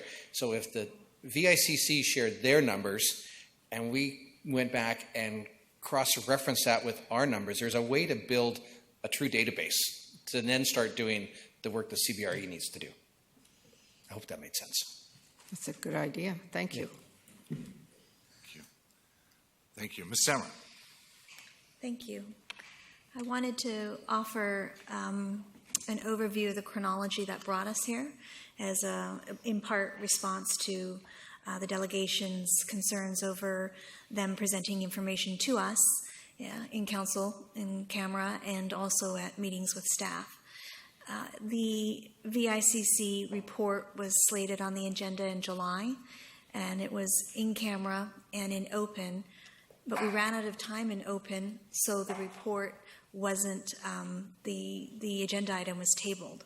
And the existing draft of the document that was already out in the public is the same draft that comes forward now. It's just it took 2 months for us to find agenda time to get it back on. So the original draft is still in play. What happens next is up to council in terms of where to go. So it's not that staff didn't consider different options for addressing the information that you had. It's just that the public record had that version. It's the one that was tabled, and it's the one that's appearing before council now. So that's one thing that I wanted to comment on. The next thing I wanted to highlight from both the CBRE report and the core services report, both of them looked at, so we have 2 reports in front of council right now looking at the challenges of the VICC and what are the types of things that council can consider to reduce the subsidy and support tourism and support economic development within the community. And in both of those reports, it's very clear that an integrated, collaborative marketing destination strategy needs to be adopted. Both looked at what was done and saw failures by the city, by our NEDC, by Tourism Nanaimo, by all the players in town. We hadn't turned our minds to get that type of level of, there should be a strategy and there should be something that's concrete that we can use to go and do this. And it extends beyond just the VICC, NHA, NEDC. It extends to DMBIA. There's a lot of different players in town that can contribute, the Tourism Vancouver Island. So we need to look at ways and options that council can address rather than always going to the default of build the hotel.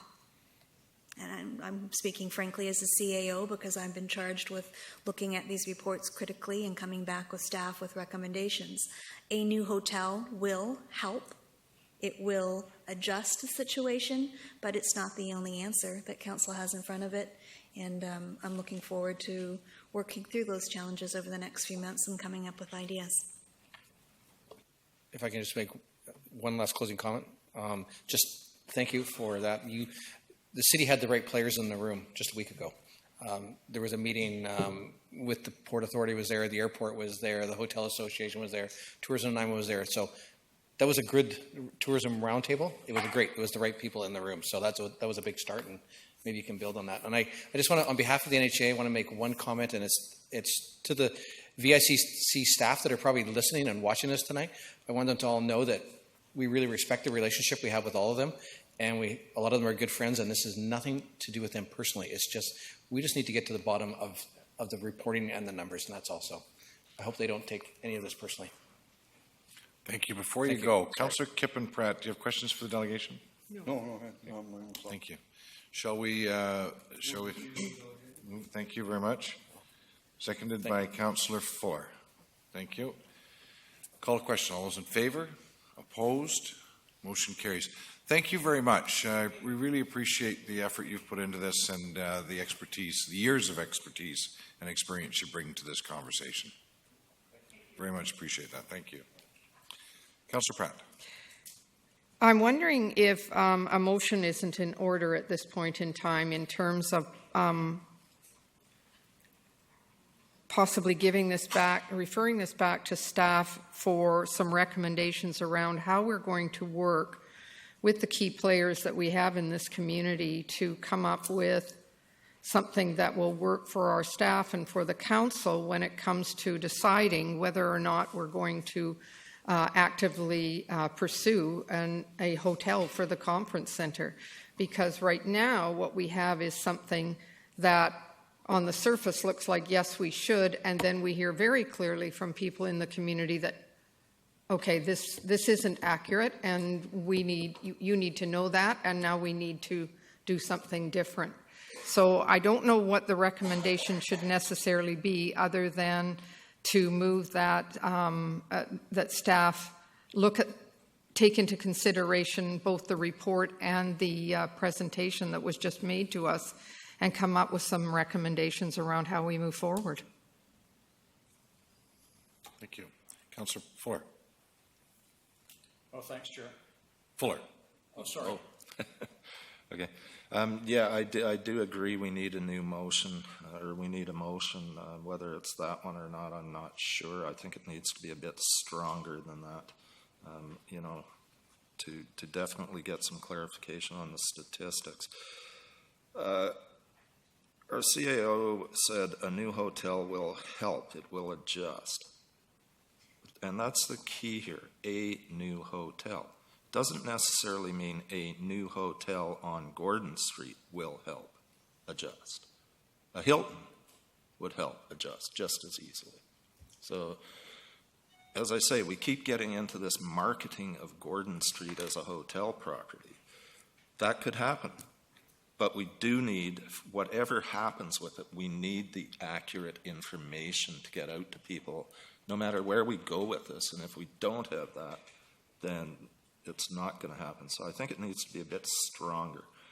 Whether we throw some costs at having an audit done, because essentially you've got two groups saying two different things, and you have to take that. You have to believe the CBRE report because they got the information from somewhere.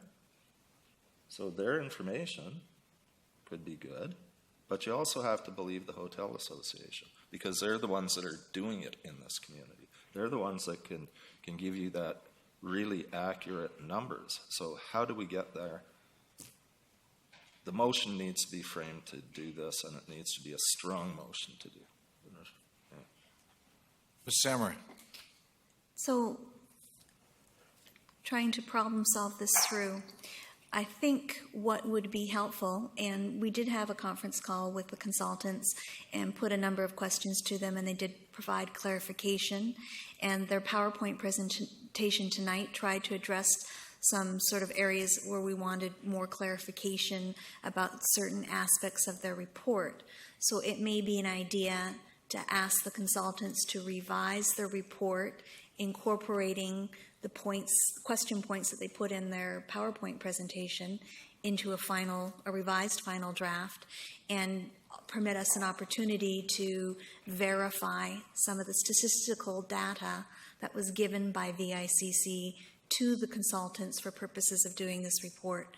And we could do a check-in information sharing, perhaps address some of the confidentiality things that have been raised. And the reason why I say that is that now we have a PowerPoint presentation that answers questions of ambiguity in a very complicated, dense document, and the two of them must be read together in order to understand the information in front of you so you can make decisions about the VICC and the hotel.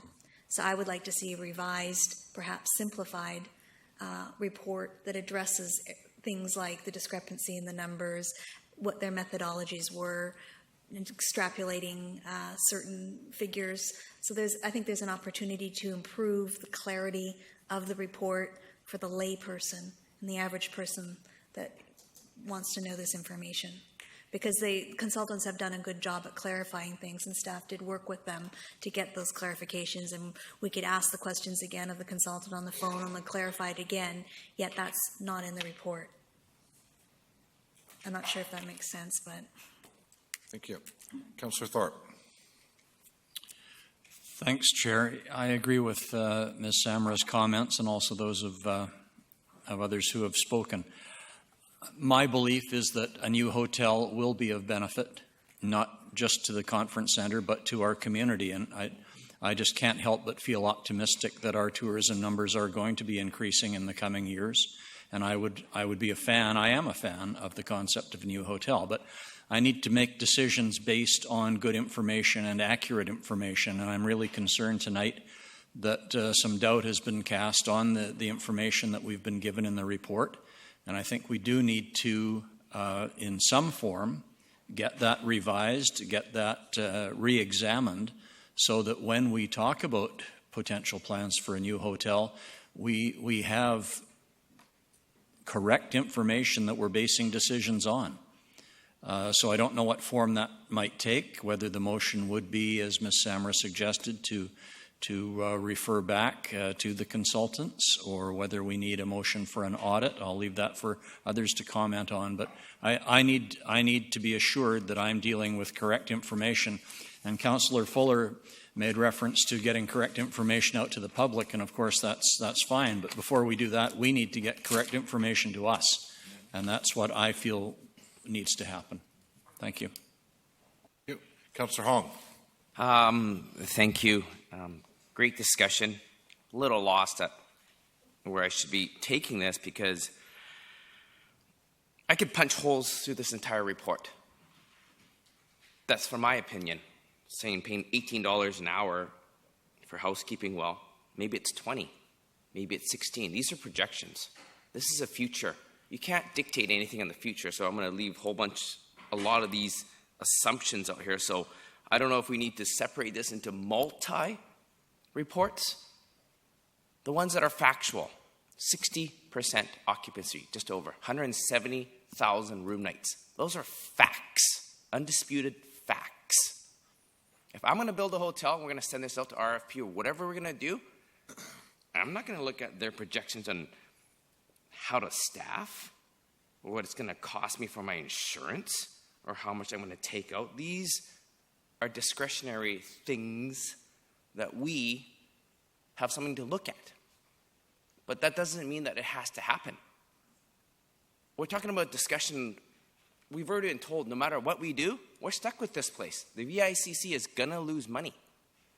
No matter if it's 1 hotel, 2 hotels, 3 hotels, we're losing money on it. So we're talking about too many different things at once here, and this report talks about too many different things at once. So what we need to do is break this report up, keep the stuff that we think is important information for the public, for the hoteliers, that they agree the information is correct. 170,000 room nights, 60% occupancy based on these 9 rooms. That's accurate information. If the Hilton, another Ramada, whatever, Holiday Inn Express wants to come, this is the facts. For us to tell them how to do a business plan and a projection of $1.7 million profit or whatever it is, that's up to them to decide. That's not up to us. It's not our job to tell them how much money they should make on their bottom line or what they should charge. These are just guidelines. I think we need a report that's simply fact. Let the person that's going to build the hotel decide. It's not our job. If they want to build it, we give them the facts. Just the facts, not the fluff. Like we said, the conference center, it's great. We all want a conference center hotel. We all want to see it succeed. It's not gonna. It's gonna lose money. We're gonna have to accept that. So let the person who wants to build a hotel there, build a hotel, or not build a hotel. If they want to put condos up, let them put condos up. I want to see something at 100 Gordon Street. I think this is the whole point that we got this information to see what could become of it.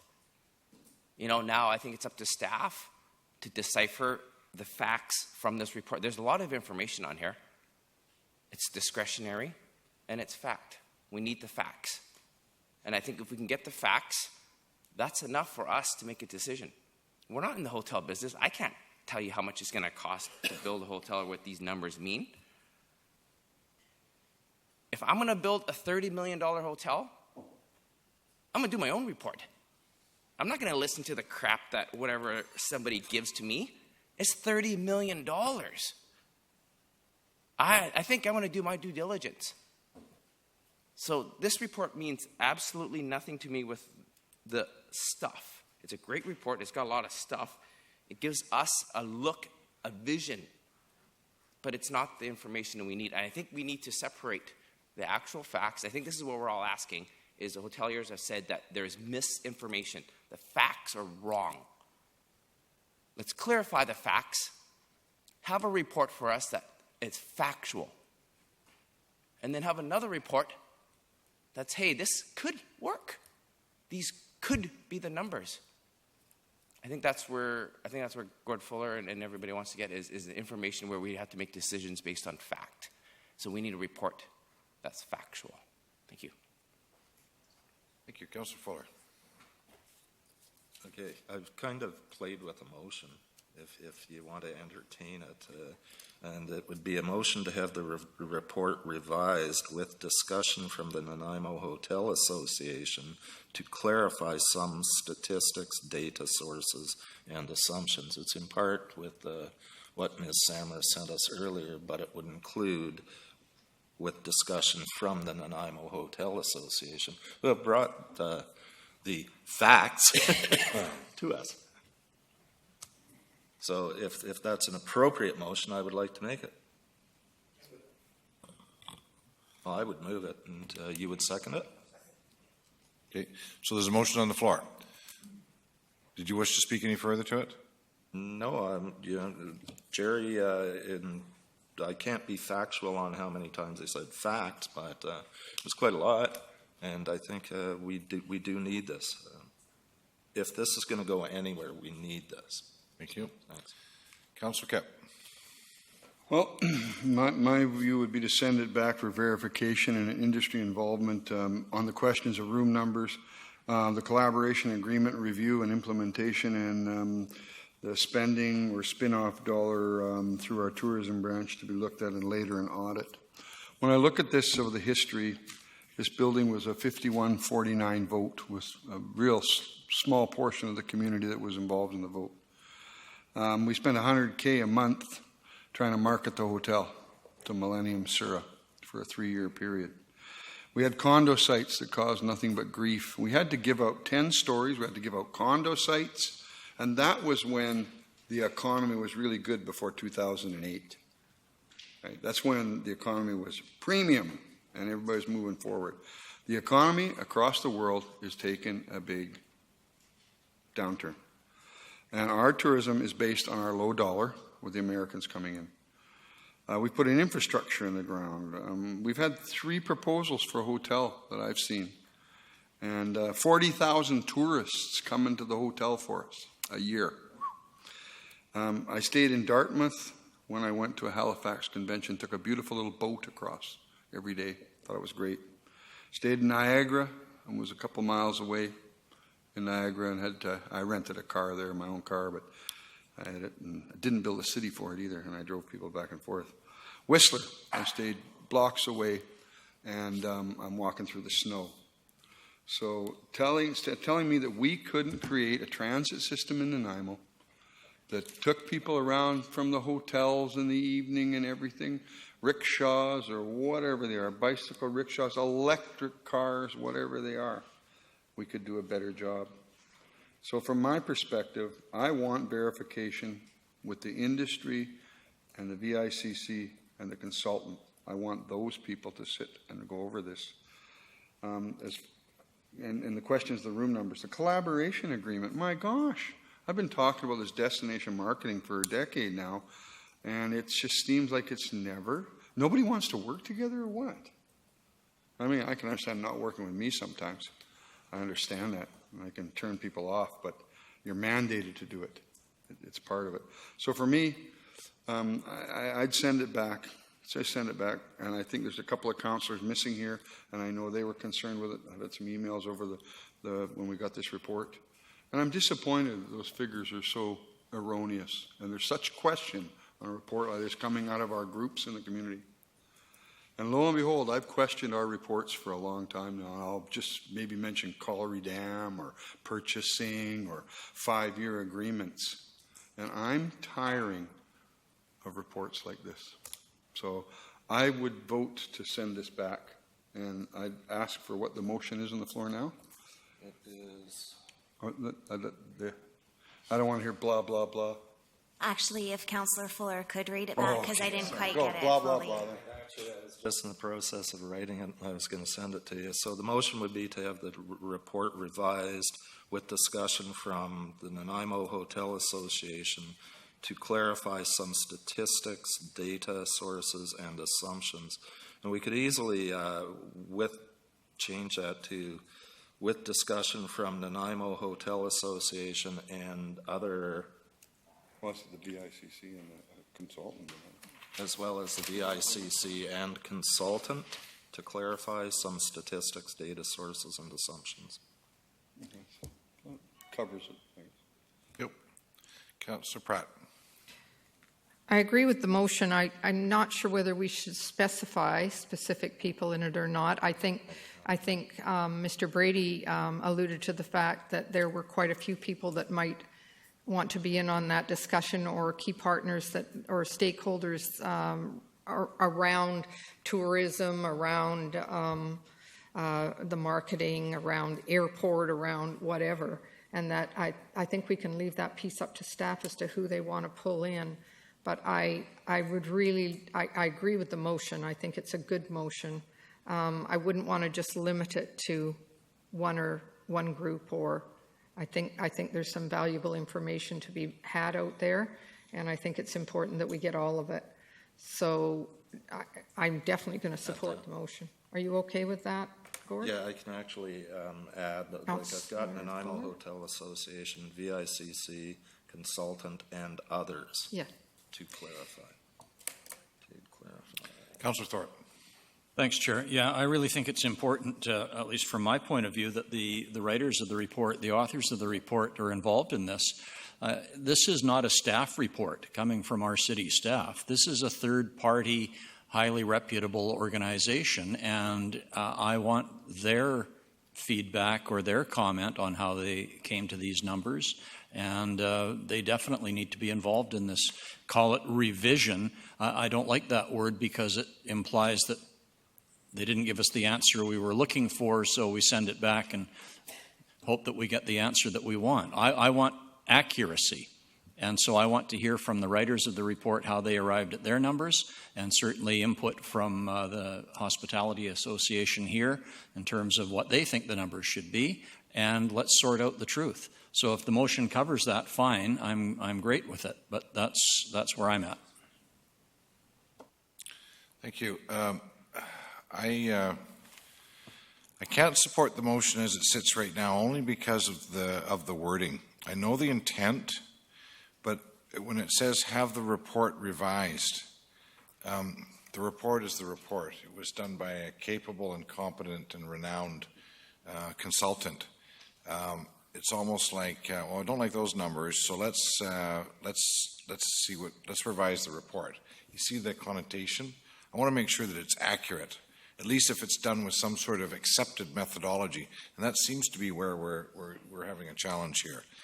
And then it goes on to say, in discussion with the hoteliers. Well, this was a report to provide to potential purchasers of 100 Gordon Street, to give them some background information. And of course, they're absolutely going to have to do their own due diligence. There's no doubt about it. They can't take other people's information if they're the ones taking all the risk.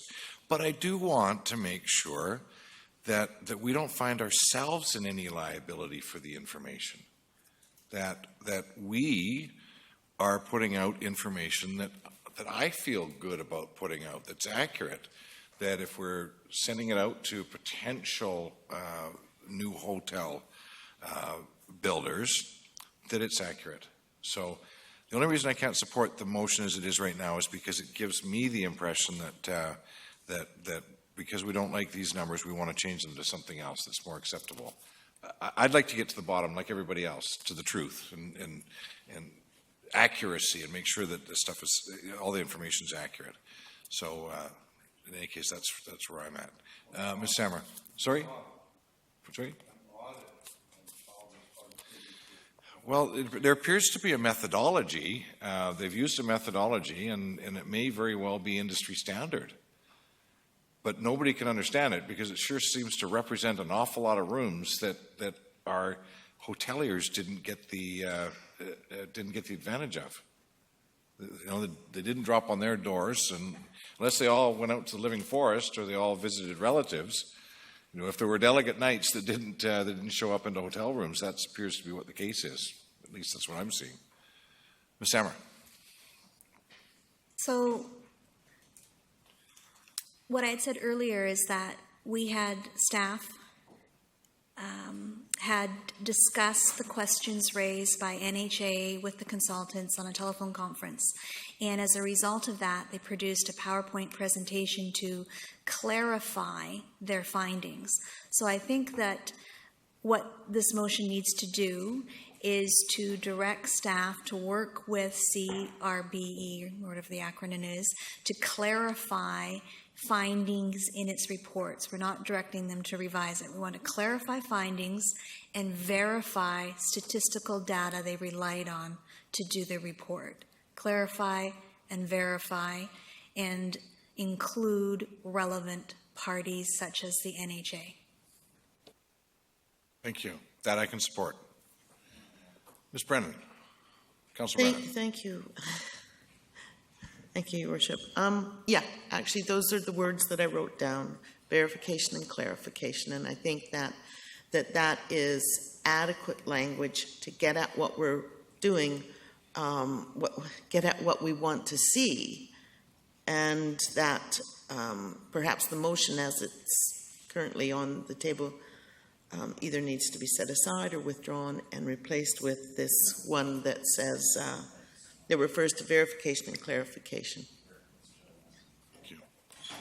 I quite frankly, I liked the way that Ms. Samra said it out. Thank you. Councilor Kipp. No, I'm off, sorry. Okay. Councilor Fuller, you're on. Okay, how's this? To have staff work with the CBRE to clarify and verify with consultation from the Nanaimo Hotel Association, VICC consultant, and others, statistics, data, and assumptions within the existing report, or the existing report. Councilor Brennan. Again, I think that it's too complicated. I think that if it is referred back to our staff for verification and clarification, and Ms. Samra actually added that there be discussions with other stakeholders, and I think that's adequate. I think that's adequate direction to our staff, and anything else is too wordy and too directive. I think that we need to give them the space to do the job that we pay them to do. Councilor Fuller. Yeah, so I'll withdraw the motion and go for the simpler variety because I totally agree with you. It's starting to get really complicated, so someone else can get the wording for that. There you go. Have at it, and I'll second it. Councilor Brennan. That we refer the report back to staff for verification and clarification, and that staff have discussions with pertinent stakeholders. I'll second that. Great. Ms. Curry, you had your finger poised on the button. I was just going to get verification from the seconder after Councillor Fuller withdrew his motion, but he concurs with withdrawing. Do you need clarification as well? Thank you. Thank you. Councillor Fuller, do you want to add anything to that? Yes, no. Okay, great. So it sounds to me like we're ready to go here. So I'll call a question. All those in favor? Opposed? Motion is unanimous. Thank you very much. I have a subsequent motion, if I could, so much. I would like to ask staff to review the collaboration or the destination marketing agreement, review it, and give us a report on implementing the new or updating the strategy. What I want to know is, I want to know why we've been spending this money and it's not really coordinated and not collaborated. Would you rather prefer I wait on this one then? Can you I'll bring that up something back. under other business? I'll bring it back another day when I got time to think of this. I want to know why. I want to get us collaborating.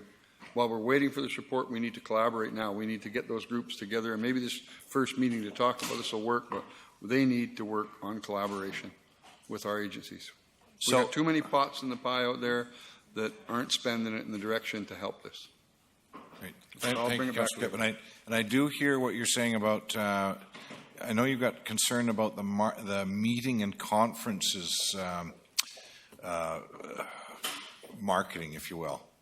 And that's, I think, so part of the focus in this particular report. Well, I think that's the thing too. We've opened this building up and taken a lot of meetings out of our other facilities and other businesses in town. And part of our economic development is maintaining the businesses that are in town too, and succession planning for those businesses. So thank you. Thank you. Council, I've just received word from Councillor Pratt about the potential for taking a 10-minute recess at this point. In favor of that? Thank you. Okay. 10 minutes. Thank you. We'll be in recess for 10 minutes. All right.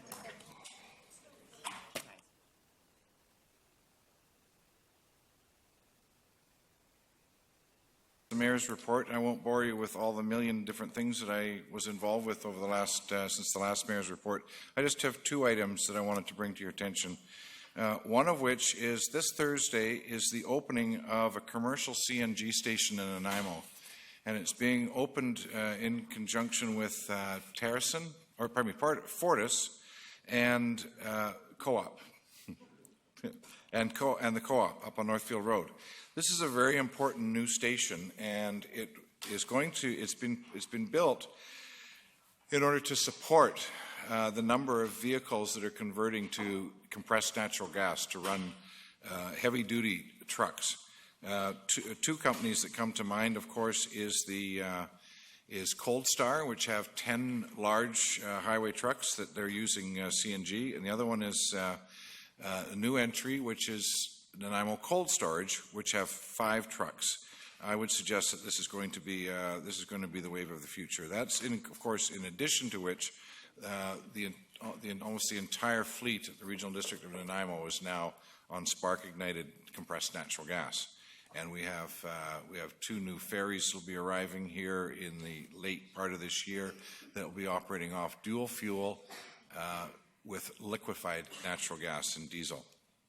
The next one is I've been really fortunate to have been able to visit the cruise ship terminal for all 6 ships that came to town, and I just wanted to report some of the findings and the feedback that I'm getting back from the guests that are on board those ships, of which I estimate there's about 12,500 that have been in Nanaimo for this last year of the cruise ship season. They say things like they're very impressed with the friendliness of our community and the merchants. They're very impressed with the condition of our downtown and how it's been very organically created. They like the offerings. They love our waterfront, and they are also, our local people are doing surveys of as many guests as they can capture on the return to the ship. They're looking for impressions. They're trying to determine what their spend is to correlate against their estimates, and whether or not the guests intend to come back to Nanaimo. So I'm really looking forward to see what the results of that information is. But all of the guests that I've encountered that have been in Nanaimo have been very, very pleased with our offerings to date. In any case, next item is administration, and the first one is the property maintenance for industrial property, and the purpose is to present, as requested by council, information on property maintenance enforcement options for industrially zoned properties. So that is a report on page 158, 159. And does council have any questions with respect to the contents of the report? Seeing none, receive the report for information. Councillor Brennan, seconded by Councillor Thorpe. Discussion? Seeing none, call the question. All those in favor? Opposed? Motion carries. Opposed. Show Councillor Kipp as being opposed to receive the report. Thank you. Next one is to obtain council approval to appoint Mr. Michael Buckler as a bylaw enforcement officer. There's a motion or staff recommendation on page 160 that council appoint Mr. Buckler as a bylaw enforcement officer. Moved by Councillor Pratt, seconded by Councillor Thorpe. Thank you.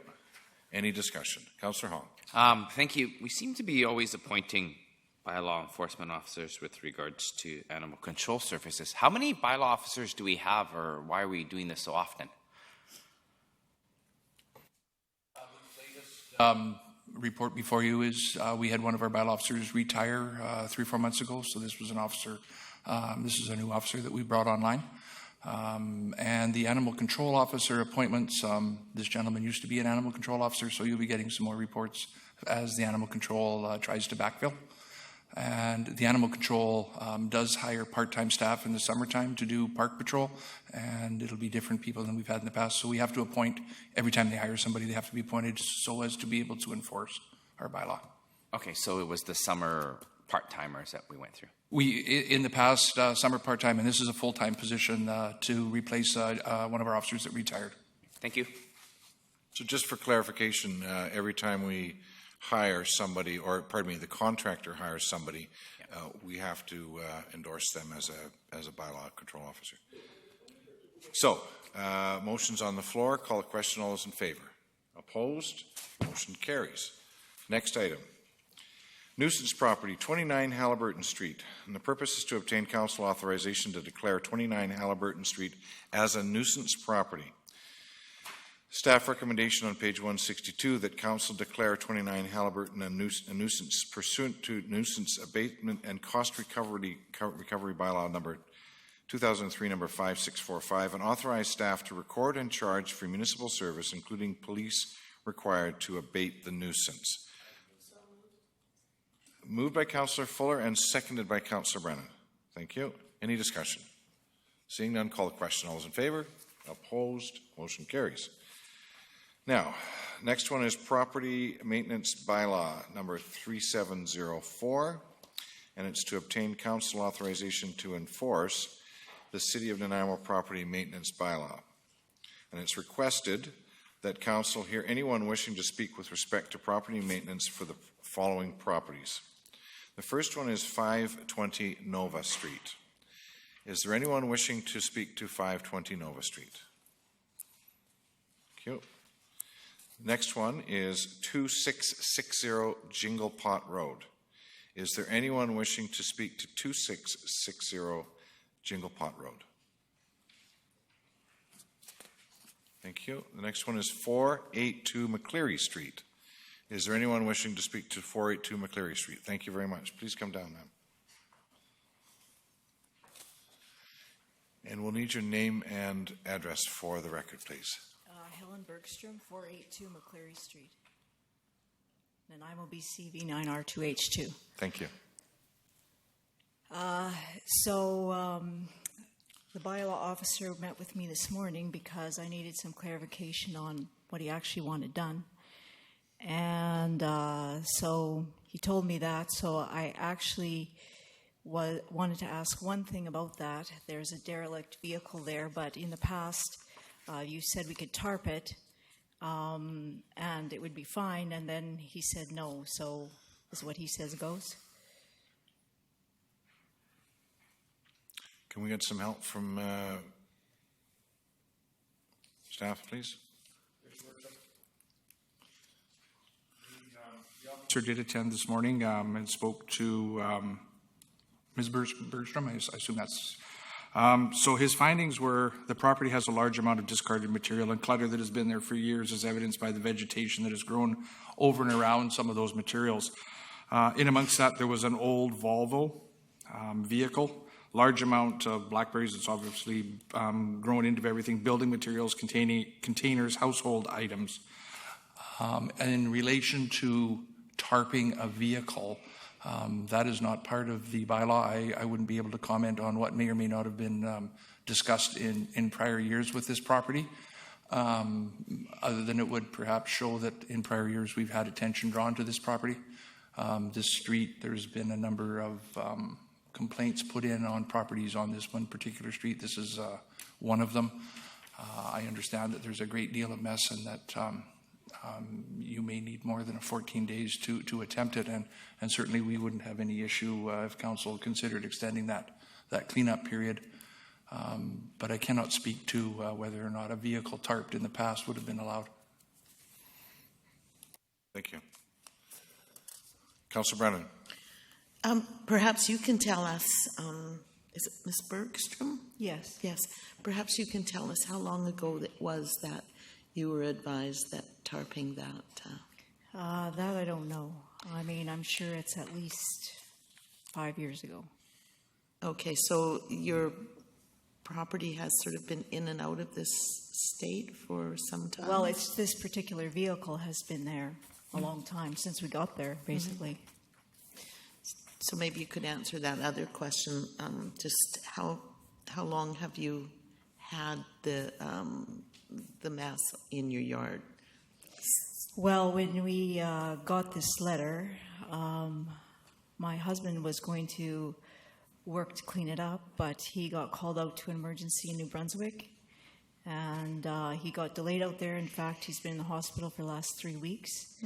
So he can't help me, so I got to do it. And so basically I'm just asking for time. How much time? Well, I'm going to say at least 60 days, because I'm trying to get one of my husband's friends to get his truck, but that might take at least 3 weeks. And I'm just really asking you to work with me, that's all. Thank you. Does council wish to put forward a motion with respect to the extension? 60 days. 60 days? Seconded by Councillor Fuller. Thank you. That will suffice. Well, I mean, I'm going to do my best, like I'm saying still, please work with me. Like, yes, it might. But I'm only one little person, and I'm trying to get help. Like he said, some of that stuff there has been there a long time. I want to clean it up. I have no argument against that. I just need time to do it. So let me see what I can get done in 60 days. And maybe it'll all be done. I don't know. Thank you. I'll call the question then. All those in favor? Opposed? Motion carries. You've got 60 days, ma'am. Thank you. Next one is 520 Dundas Street. Anyone wish to speak to 520 Dundas Street? 745 Albert Street.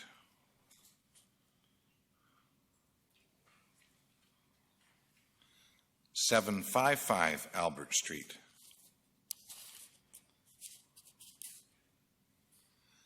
103 Young Road. Anyone wish to speak to 103 Young Road? Thank you. 515 Milton Street.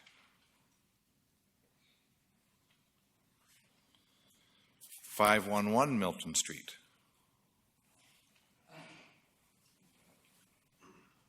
Okay, thank you. 215 Nickel Street. Ma'am?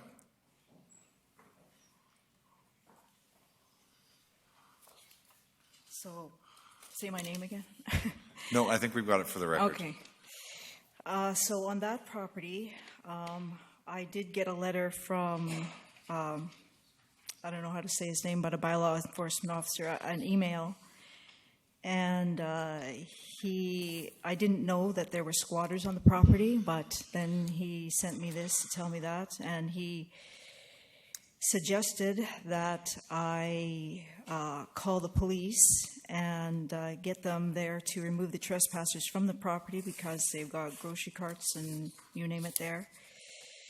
So I had called an officer probably about 2 weeks before I got this email, and the officer said he would go check it out and get back to me, and he never did.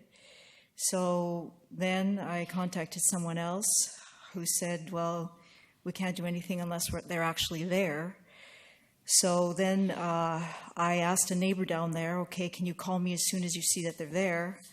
And so he did, and then I called the police and waited 20 minutes, and they didn't arrive, and then the vagrant left.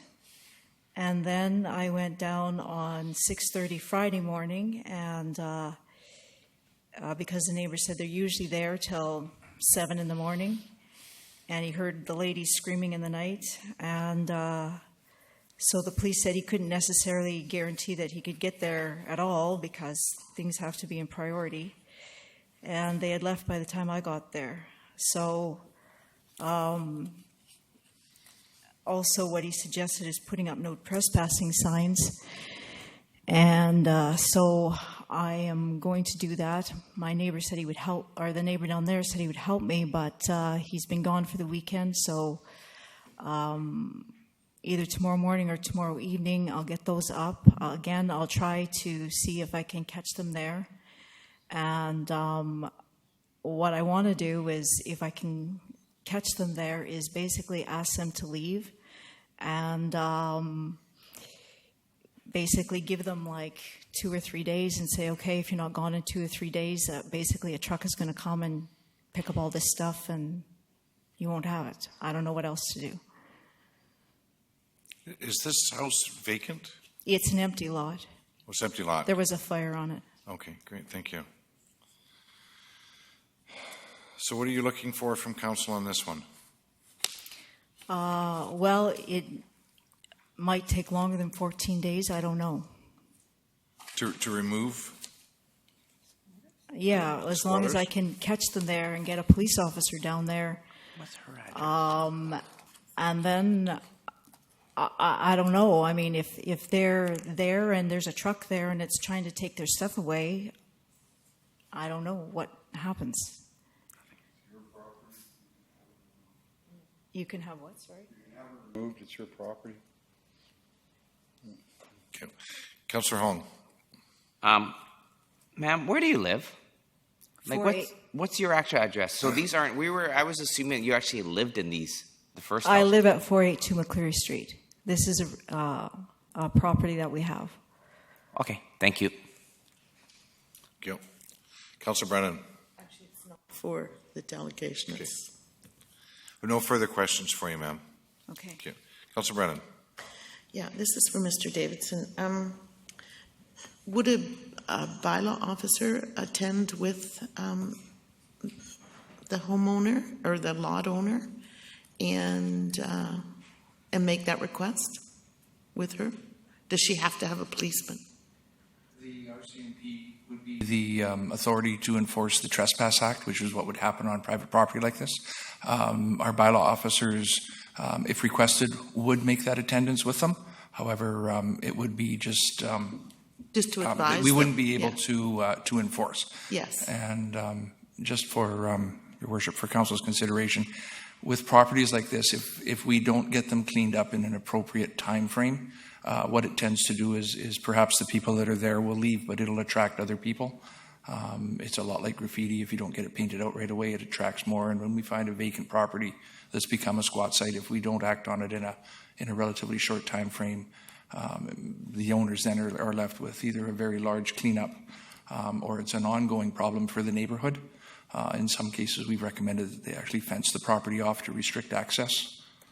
In this case, right now, if we could get the mess cleaned up, if we could get the debris and whatever from the squatters cleaned off, we can certainly assist the owners to at least keep an eye on it. And if we do see somebody, we can maybe get an agreement that we can act on their behalf to ask people to leave their property.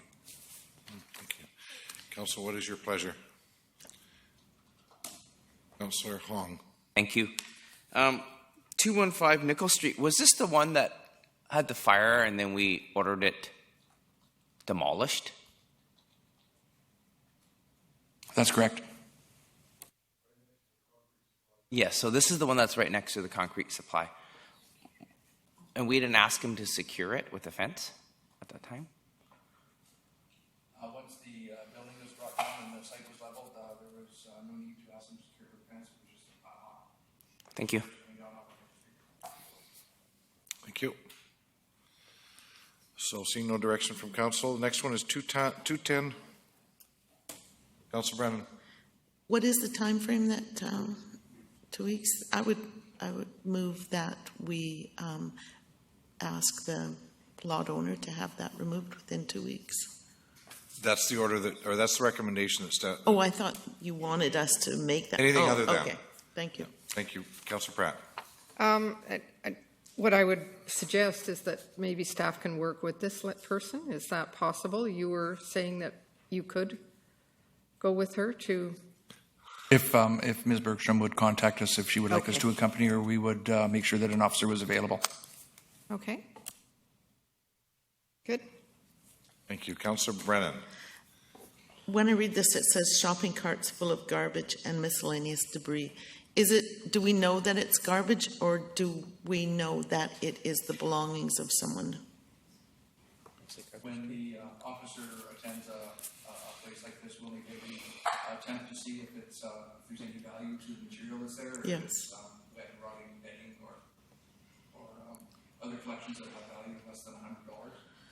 This being private property, we get the property owner to determine what they wanted to do with it. If it was on a public piece of property, then of course we would either take it to the yards to store it until such time as the person can come and get it, or if the value was less than $100, we would be able to move the landfill. So if it was judged to be more than $100, then our bylaw staff would take it to the public yard? Either our bylaw staff or the contractor, if that's who was doing the cleanup. And the material had real value. Thank you. Thank you, Mr. Davidson. One of the challenges I see with this property is that it's obviously been identified as a property that's prime for squatting on. And I'm concerned that she's going to be chasing her tail around, and that we may want to recommend to her that she fence it off. Otherwise, we're going to be going through this over and over and over again. There's a number of issues through using SEPTED principles. As you can see, the lot is heavily treed on the boundaries. They could remove the vegetation so that the lot was highly visible from the streets. There could be fencing put up to restrict access. There's a number of things that could happen. And in fact, we could work with the owner and we could do up a SEPTED report for her if that's what she requests to help her keep the people off of her property. Okay. So that being said, then she would require further time than 14 days, I would imagine. Not to remove the garbage. No. Okay, great, thank you. So the next one is 210 Caledonia Avenue. Is there anyone that wishes to speak to 210 Caledonia Avenue?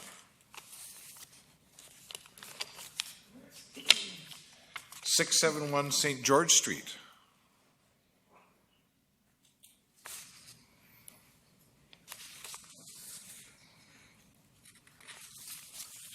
Sir, if we can have your name and address for the record, please. My name is Bernie Taylor. I live at 671 St. George Street. Thank you.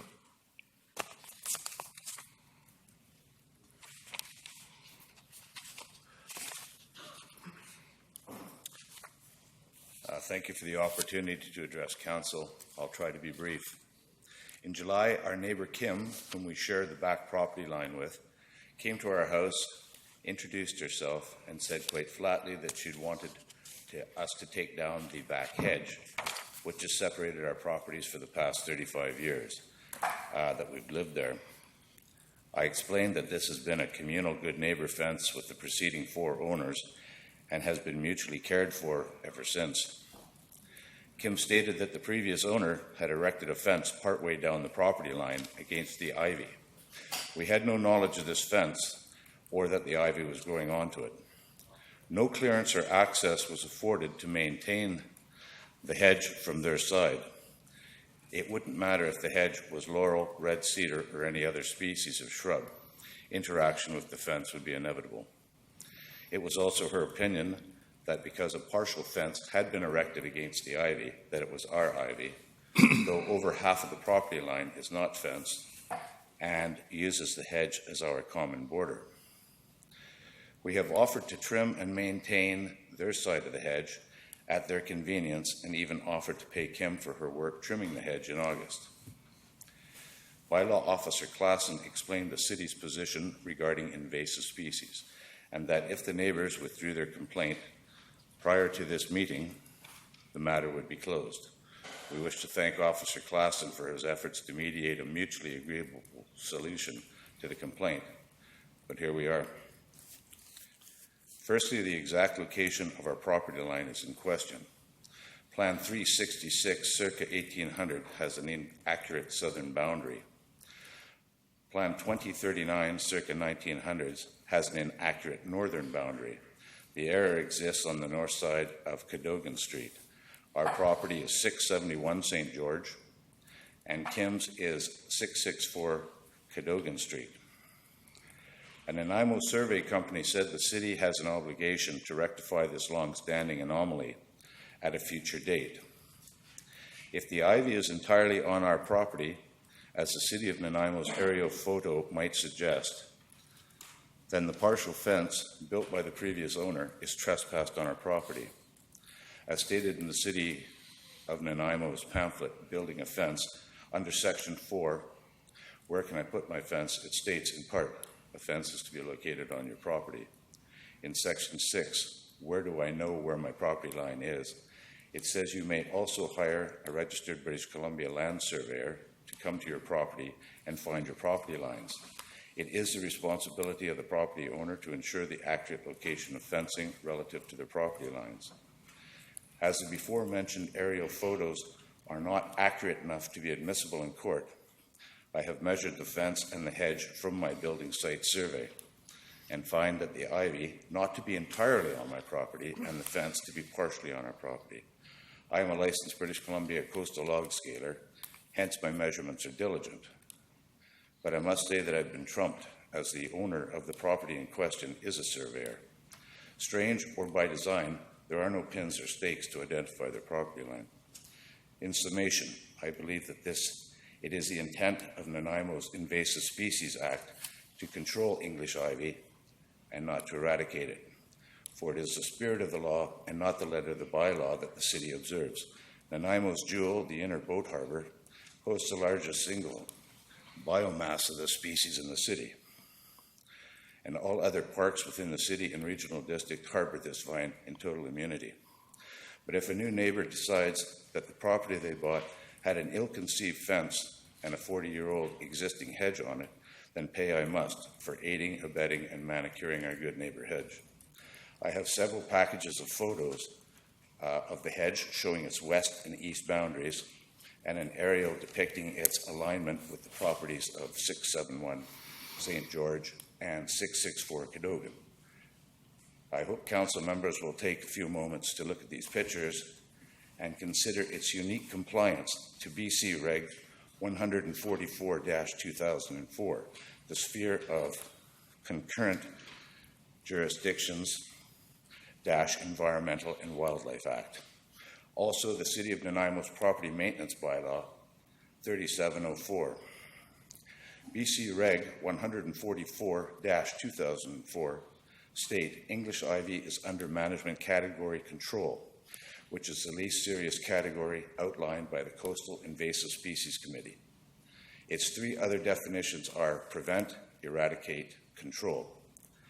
Nanaimo Property Bylaw 3704 states, every owner or occupier of real property or their agents shall clear the property of bush, trees, noxious weeds, or other growths that have become or remain unsightly.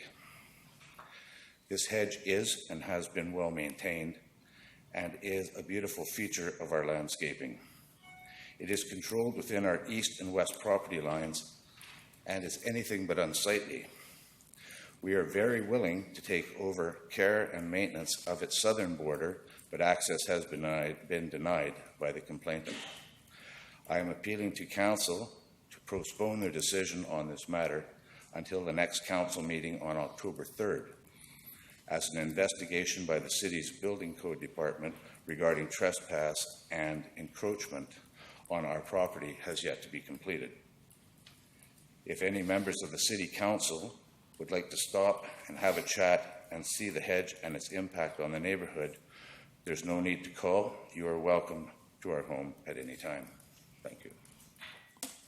Thank you. Councillor Thorpe has a question for you. Yes, I do. Thank you, Chair. Thank you, Mr. Taylor. This seems to be a rather unique situation, and judging by the picture that we're looking at right now, it does not appear to me to be unsightly. But it seems to me that the crux of this is where the boundary of your property is. And you mentioned about the option of hiring a professional surveyor. Have you not done that to this point? No, I have not. And is that something you would entertain doing? I'm satisfied that the English ivy, which is an invasive species, is just about entirely on our property. The matter of the fence, which is on the Cadogan property, I need not have to find the property line on that, because I believe the onus is on the person that builds the fence to have it surveyed and to be entirely sure that it is built on their property. And what, I'm sorry, tell me again what you would need the time extension to do? There is an investigation going on for trespass and encroachment by the city's building code department. And at the time of this meeting, it had not yet been completed. The encroachment and trespass is on our property. I have initiated the complaint. All right, thank you. Thank you. I see no further questions, sir. These are, excuse me, these are pictures of the property and the bordering lines. If I could put them over there, and if anyone from council would like to look at them, I'd very much appreciate it. Thank you. Thank you. So before we go on to the next delegation, it looks as though we've got a delegation for this one as well. Mr. Davison, do we have the right to supersede provincial regulations on invasive species? Is that, am I hearing that correctly? That's what the delegation is contending? We would not have, if English ivy was a invasive species as per for the provincial act, we would not be able to bring in a bylaw that says it's not. In other words, it all runs downhill. So we would mimic the provincial act in this case, where if the province has named English ivy as an invasive species, our property maintenance bylaw would mimic that. Thank you. Thank you, sir. I take it there's other people wishing to speak to 210 Caledon or 671 St. George. Are we presumptuous in assuming that you are the neighbors behind? Yes, we are. Thank you. Can we have your name and address for the record, please? Brian Moran, 664 Cadogan, and Kim Terrio, 661 Cadogan. yes. So that picture, it does look fine. The only problem with it is that's the only upkeep it gets. On my side and the other 6 neighboring properties, it basically just overruns and runs wild, and we are responsible for maintaining it. Since I can't remove it myself, and I am now entrusted to actually maintain it, that is not fair on me or my time. So why should I have to? Why is the responsibility for me to maintain this and to stop it from growing onto my garage, which you can see there, actually doesn't have ivy growing on it because Kim had removed it and spent a whole day removing it. And as to why we don't really want someone coming onto our property and maintain it is liability, and he's not been the most pleasant person to deal with, so we don't really want him having access to our property. Thank you. Thank you. Any questions for the delegation? Seeing none, thank you very much. All right, thank you. Council Brennan. Thank you. This is for you, Mr. Davidson. The delegation, or the homeowner, makes the distinction between controlled, eradicate, I can't remember the third one, prevent. So is that, if it were controlled, that would we, like in your view, is that controlled? What we have here, we have a picture from the one landowner's side of the property of a well-trimmed edge. Our second delegation mentioned that perhaps it's not quite that neat on the other side. Right. When we deal with noxious weeds, it's either ivy or blackberries that encroach on neighboring properties. That is predominantly the complaints that we get when it's started on one property and it encroaches out onto the other property. We have two avenues. We'll ask for it to be removed entirely from the property if it's a Siberian blackberry that's overgrown, or we'll be asked that it be cleaned 3 meters back from the property lines where it's encroaching on neighboring properties. So in this case, as was mentioned earlier, Officer Klassen did try to mediate between the two property owners to see if they could come to some sort of solution that wouldn't involve us putting this forward before council for their determination this evening. That obviously was unsuccessful. This being English ivy is named on the bylaw as being whether it's 1, 2, or 3 under the Act, it's named in our bylaw as an invasive species. and we would normally ask that it be removed. Is that? Well, yes, except that the way I understood it was that there were three choices to the homeowner. He could eradicate it, control it, or prevent it, control it, or eradicate it. And it would, we would be looking at both sides. We would want both, the complainant would need to be satisfied as well. In this case, perhaps the owner of the property is satisfied with the trimming that he's done, and obviously from next door, they said they spent a day pulling the ivy off of their garage. That would tend to suggest to me that perhaps it's not as well controlled on the backside. And they're under no obligation to let anybody come onto their property to do anything. So if it is then causing hardship to the neighboring properties, we would normally ask that it be cut back. Thank you. Thank you. Councillor Hong. Thank you. If a professional were to be hired to do this, to maintain, what's the growth rate of ivy? How often would you need to hire somebody to control it? Does anybody know on the growth of that? So if the neighbors were to accept a professional landscaper to come and trim it, if they're not keen on the neighbors, and it was billed to 671 St. George, is that an option to hire somebody, a professional licensed WCB pruner, trimmer, landscaper? That would be up to the two landowners to determine whether or not they wanted somebody on their property. Obviously, this hedge would need to be trimmed from both sides. So it would be up to the two property owners to make that determination. Right now, the one delegation stated that they were unwilling to let their neighbor come onto their property.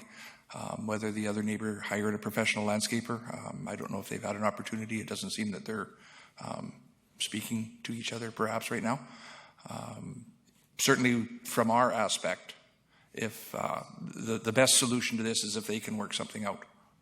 That's from the bylaw aspect. If the neighbors can come up with their own solution so that we don't have to do the Gordian knot with the sword and solve it once and for all, that would probably be the best. Thank you. Councillor Thorpe. Thank you, Chair. Through you to staff, Mr. Davidson. So would this situation be different if it was not an invasive species we were talking about? Say it was a laurel hedge and the same situation occurred. Would that make a difference? Is that the crux, that it's an invasive species? The crux in this situation is because it's an invasive species. If it was a non-invasive species, the bylaw department would not be getting involved in internal lot line issues between neighbors. And I do know how quickly English ivy grows. And I think there's some between my house and my neighbor, so this is an eye-opener.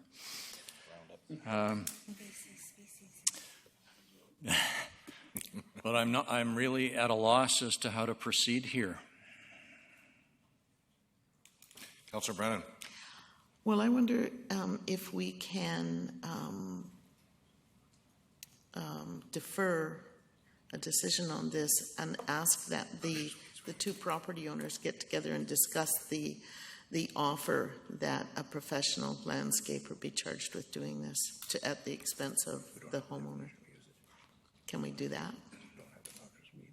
I mean, if it's our preferred method that people try to resolve the questions themselves. I saw the homeowner's head nodding when the idea of hiring a landscaper was brought up. I just wonder if we could ask them to try one more time, maybe use our bylaw enforcement officer for another mediation. That's all I can think of. I guess my challenge with it is that we've got one. If we order this to go ahead tonight, then that means that within 14 days it's all got to be gone. The homeowner at 671 St. George seems to really enjoy it. However, his neighbors don't enjoy the invasiveness of it. So I would really like to see somehow deal with this issue. As far as the surveying is concerned, I think ivy is such that if it was completely on 671 St. George's side, he's going to have to deal with this issue of it creeping into his neighbor's yard. I, like Councillor Thorpe, know exactly what this feels like. The issue is that the ivy is coming from my yard, and we have to deal with the neighbors behind as well. So there's a lot of give and take involved. Councillor Pratt. I agree with Councillor Brennan and with you as well, Mayor McKay, in that it just seems a shame that we're going to tell this person that they have to cut that entire piece of their landscaping out, which is going to be interesting between them and their neighbors. If the neighbor is willing to go with professional landscaping on their side, and if the owner of 67-1 St. George is willing to pay for that. So what I would suggest is that they at least try that. And if that doesn't work, then, gosh, this is a tough one.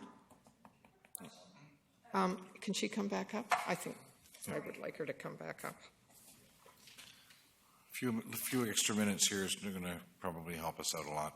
So the biggest issue for us is the responsibility of it. So I'm wondering if there is a landscaper that comes, is it our responsibility to say we want this done at a certain point? Like, we just want to clean our hands of this. That's the biggest problem. And we had to clean this up at least twice a year, turn it back. So it's a lot of upkeep and that kind of thing. And we just, if we don't say anything or, don't pay attention to it, is it just going to grow in until we have to complain again? And that's our biggest issue. No. Thank you.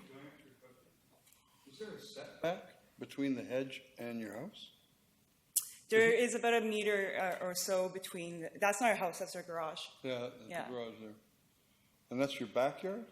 That's our backyard. Yeah, we're sharing the back property line.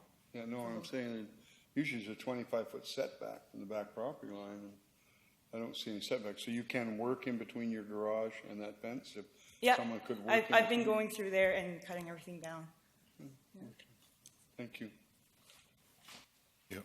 Councillor Hong. If we can ask the property owner to come back, that'd be great. Thank you. Thank you, sir. So you already offered to pay your neighbors money to get it done. So are you willing to pay a professional WCB licensed landscaper twice a year? 3 times a year. 3 times a year. Okay, thank you. So we'll let you guys work that out. I think we can work that out. Excellent. Thank you. I make a motion to send this back to staff so that hopefully they can hear from the two people and find out the resolution. So I'd make a motion to take this off and send it back. Great. And so you're making that motion, and who's seconding it? Councillor Brennan, thank you. Any further discussion? You two know trouble over there. Yeah, no problems.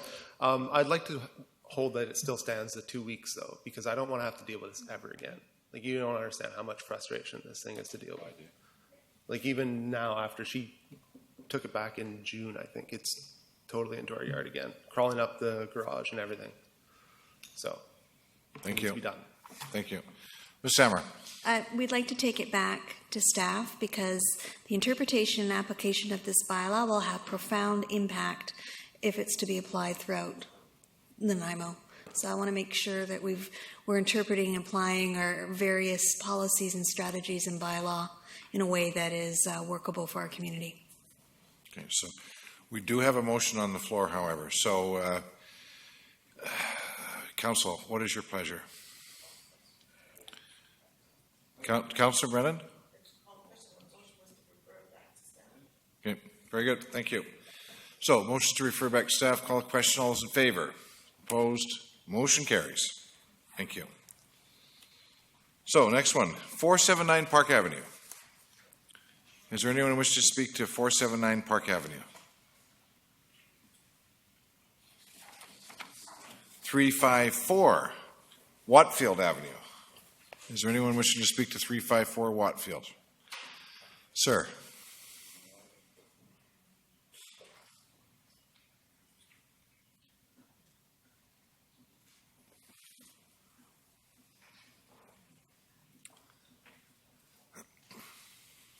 Thank you, sir. Good afternoon. Thank Good evening, Council and Mayor. That side there, that actually... Your name and address for the records, please. Mike Sungaplit and 354 Wetfield. That actually is the city property right on the front there as you're viewing. The side encroaching blackberries I'm going to be taking care of. There's only 2 vehicles on the property as current, and that it doesn't look like that anymore. So the left side that you pictured there was encroaching blackberries, which I'll be taking care of. I require probably about 60 days due to working out of town a lot, so that's all I'm asking for council. That picture taken today? This morning. Yeah. It's timestamped. Yeah, it doesn't look like that anymore. That one vehicle has been removed, and those 2 vehicles are running. From today? From today, yeah. Thank you. Councillor Pratt. So you're saying that you've already taken those vehicles out? No, I've taken that 1 vehicle out. The 2 vehicles to the left are not derelict.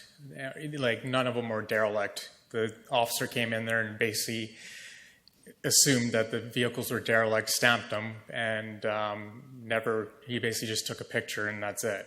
Never really talked to me about it.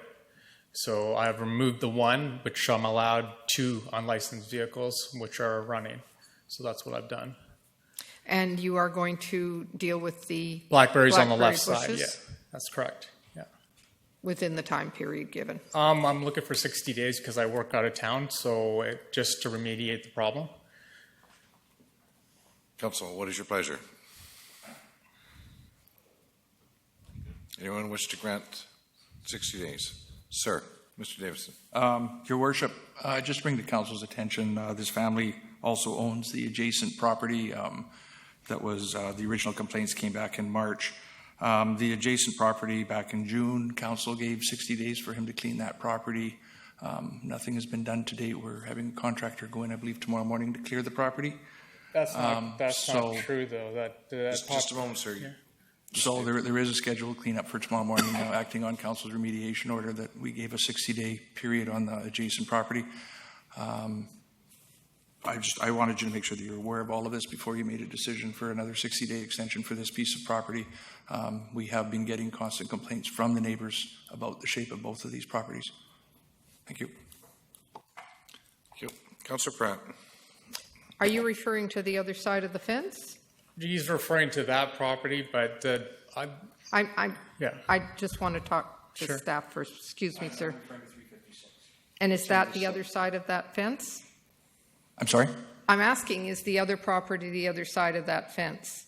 From this, I've never been to the property, so I couldn't tell you for So you sure. don't know on which side it is? He just said that's your property. it's to the right side, and that the blackberries on that side have been cut on because I hired somebody to cut the blackberries in the backyard and what they were saying.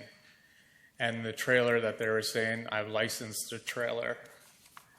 So, and I came to town hall meeting last term to ask for permission for extra time because I was working on the property and I was dealing with my mother at the same time, running her back to Victoria.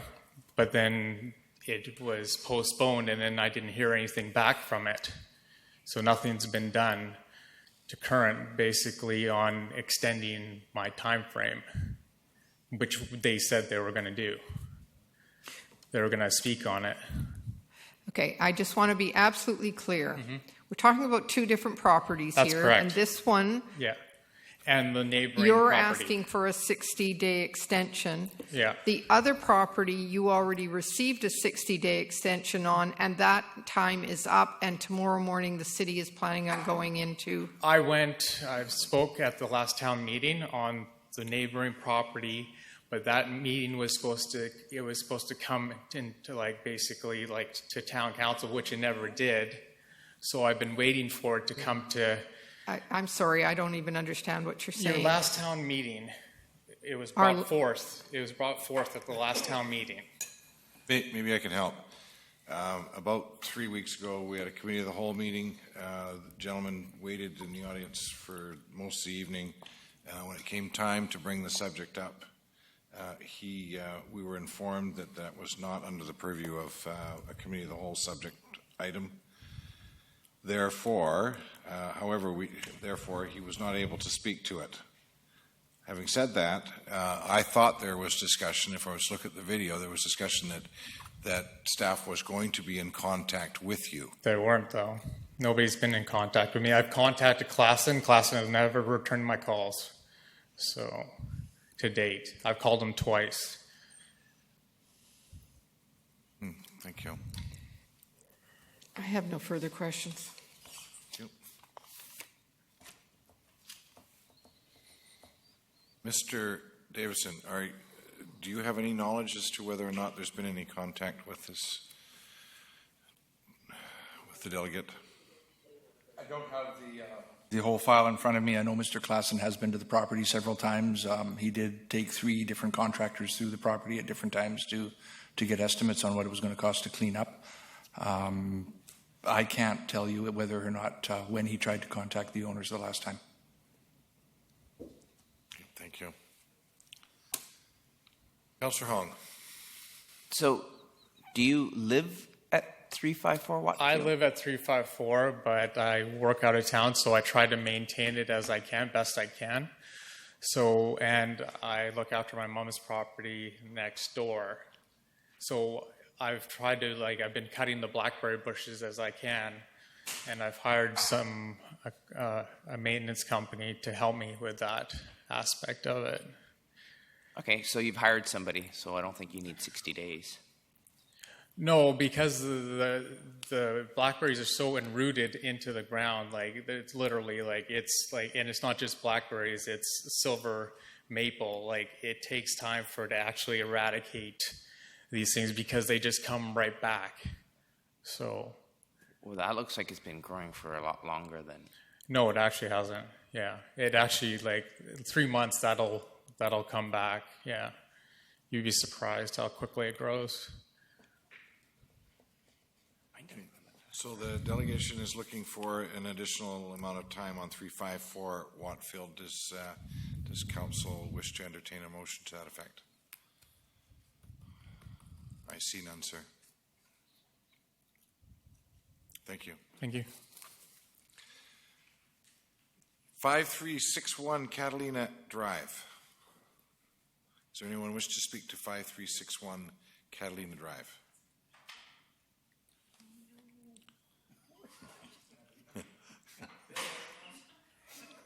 No.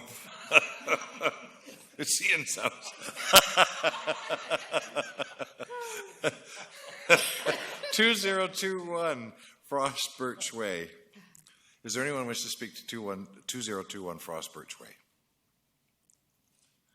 All right then, so seeing no one, I ask for the second time, anyone wishing to speak to any of the addresses that we've reviewed tonight for the second time, and for the third and final time, anyone wishing to speak to any of the addresses we've had tonight? Thank you. So there is a motion on the floor, with the exception of the one address, and that is 2 addresses. 2 addresses. Pardon me. That council pursuant to a property. Oh, yeah, now you're reading the motion. Sorry, there wasn't a motion on the floor just yet. I wanted to just clarify. Thank you. Council pursuant to property maintenance bylaw number 1993-704, direct the owners of the addresses mentioned to remove the materials as listed below from the premises within 14 days, or the work will be done by the city or its agents at the owner's costs. Councillor Kemp. It's interesting. In our report that we got earlier tonight on the property maintenance of industrial lands, it actually says in there that perimeter vegetation in industrial zones can act as a buffer, but it doesn't seem to act as a buffer in a residential area. It's funny how that is, but no. I support the motion that's on the floor. So you're going to move the motion? Yes. Okay, great, thank you. Do we have a seconder? Sure. Councillor Pratt, thank you. So it's moved and seconded. All those in favor? Opposed? Motion carries. Thank you. Next item, Regional District of Nanaimo Southern Community Sewer Local Service Amendment Bylaw number 888.07, Nanaimo Southern Community Sewer Local Service Amendment Bylaw 888.07, 216, and further that the Region District of Nanaimo be notified accordingly. Thank you. Moved by Councillor Kipp, seconded by Councillor Hong. Thank you. Any discussion? Seeing none, call a question. All those in favor? Opposed? Motion carries. All right, next one is Municipal and Labor Law Services Contract Awards. And that there is a staff recommendation on page 174 that Council award a 3-year, no extension, general employment law services contract to Harris and Company LLP. Award a 3-year, no extension, labor law services contract to Roper Grail LLP. Award a 3-year, no extension, municipal law services contract to Stewart McDonald Stewart Barristers and Solicitors. And 4, award a 3-year, no extension, municipal contract to Valkyrie Law Group LLP. Your Worship, I'd like to deal with these seriatim. I have a conflict of interest, perceived conflict of interest in one of the awards. Okay, so we'll do them seriatim. First one, 3-year, no extension on Harris and Company. So it's moved by Councillor Pratt, seconded by Councillor Thorpe. Thank you. Discussion. Councillor Kipp, are you? No. Okay. Councillor Brennan. Actually, it was on all of them. I just wanted to know if any local law firms had applied. And I don't need to know the name. I just need to know whether any local companies had applied. Through the chair, no, there were no local. Thank you. Thank you. Well, I'm going to have, because we're doing them seriatim, I still need to speak on it in its entirety. The reason this is coming forward is because this is a contract in excess of $250,000 per year in its aggregate total. Am I correct? That's correct. Okay, thank you. So, if Council recalls, we had a similar type of contract that was presented to us for electrical work, I believe, at the regional district. And one of the things I found interesting about that one was these labor contracts, labor law services contract, or pardon me, law services contracts seem to be vary quite wildly in their annual amount. Do we have a budget? What is our budget item for this in its entirety? So, through the chair, the budget for 2016 is $450,000. $450,000 for 2016. So, what was interesting about that, about the motion that hit the floor at the regional district, was that it did say there was a little bit of a buffer that was put in there, but it did have an amount that the board was being asked to agree to a certain amount. And the buffer was in there. I think it was $240,000 was the total annual. That it was not to exceed $240,000. So when we asked the question whether or not there was what was the normal amount, they said it was somewhere in the order of 186,000, something like that. So I would much prefer to put forward to amend the motion to say if it's 450,000 that we give authority to 500,000. To a maximum of 500,000. And if it approaches 500,000, that gives a bit of a buffer to come back to council to increase it. Just for clarification, the 500,000, will that be the annual limit? Correct. Okay. Ms. Samra. So I think we need some clarification on how the law firms work at the city. Right now, we have more than those law firms on retainer because they've had files with the city for years. Young Anderson has retained a number of files. There's more than one law firm providing legal services to the city. We ran the open competitive RFP to have a roster of firms available to staff to use for legal advice and to have the range of law firms available. If you notice, there's a distinction between the types of legal services that Harris and Company will provide. That'll be on the employment side. Roper Grail is on the labor side. 2 law firms will provide general city operations and administrative support, which are Staples, McDonald, Stewart, and Valkyrie. We'll continue to use Young Anderson for legacy files. And the way that the agreements are drafted, it carves out the ability for the city on an ad hoc basis to award other retainers for small files for local firms or other specialized needs. I think what council needs to turn its mind to is what is the overall budget for legal services for the city of Nanaimo each year? And you set that on an annual basis in your financial plan. You'll be doing it again for 2017, and you'll have a range of recommendations from staff for the amounts that we are proposing to use. We can't estimate what the needs are for the city for each of those individual firms. It's conceivable that there'll be no employment law matters in an entire year, or there may be 5 or 10 that could be extremely expensive litigations. Likewise, on the labor law side, we don't know how many arbitrations we're going to get, grievances. So we can do historical spending trends. Those get allocated amongst departments. But we're not suggesting, nor do we think we have the ability to set maximum limits per firm. The way that it's been done and has always been done is an annual budget for legal services. And as we move forward on the quarterly reports, recommendations are made from staff when we need to add additional monies to the legal fund. And it's likely this year we will add to it because we've had considerable draw on the legal resources for the firm, for the city, dealing with governance issues. So that's the process that we do. Here we're not suggesting that each of them are going to be given $250,000 of legal work per firm in addition to the other firms that we have. I think it's very important to bear that in mind. Thank you. Councillor Brennan? No, thank you. Councillor Hong?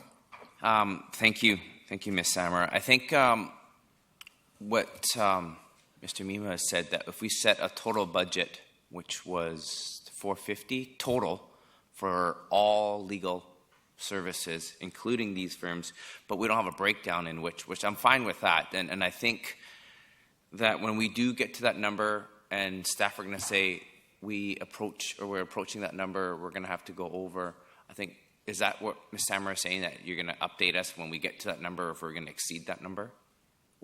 Councillor, through the chair, what I'm saying is you did that as part of your 2016 budget, and you will do it again as part of your 2017. If we need to reallocate resources between now and December 31st, we'll come forward to council and make that recommendation to you. This is simply to follow the procurement process to be able to have retainers in place for work with these different firms.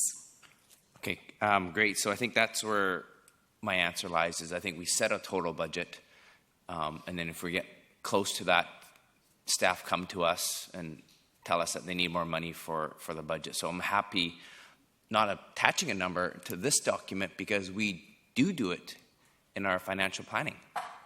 So it doesn't seem to make any sense doing it here when we already do it when we do budget planning processes. So I'm happy with the way that it sits. Thank you. I just wanted to point out that that budget is budget. This is about contract. If this was a single firm, then we would be putting a number to a single firm. That was the point I was trying to make, was that in the event, and that's the reason why, is because it's legal services based on our budget. In 2013, we got numbers of 260,000 and 35,000. There were 2 different reports in July and August of 2013, and we awarded on that basis. Same thing as what we did at the regional district. I would feel a lot more comfortable if we had a number attached to this award, or these multiple awards, for an aggregate total.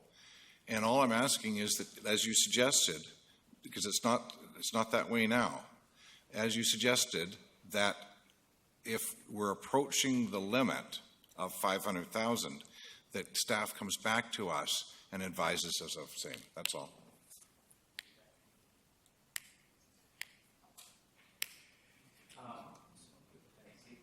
Certainly.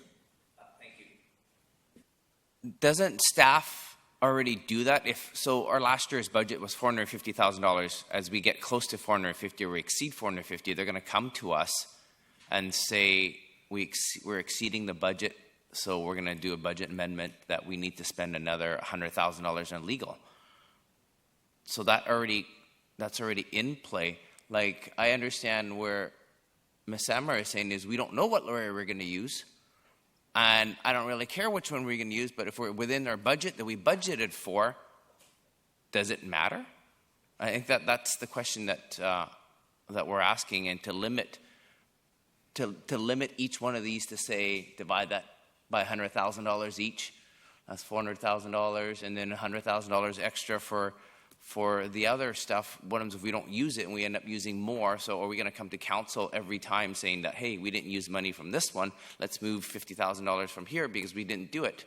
Or are we just happy with the total number? And I'm happy with the total number, which is $450,000 last year, and Mayor McKay is saying this year to $500,000 for total legal budget.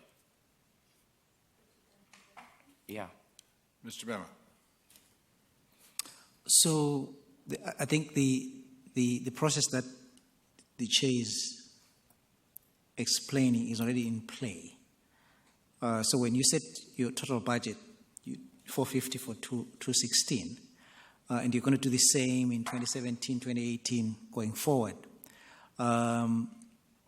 We do provide quarterly reports where we highlight areas where we think we may need to move money around, and so we do that process as well. I think if you had an upset number where you say don't exceed 500,000,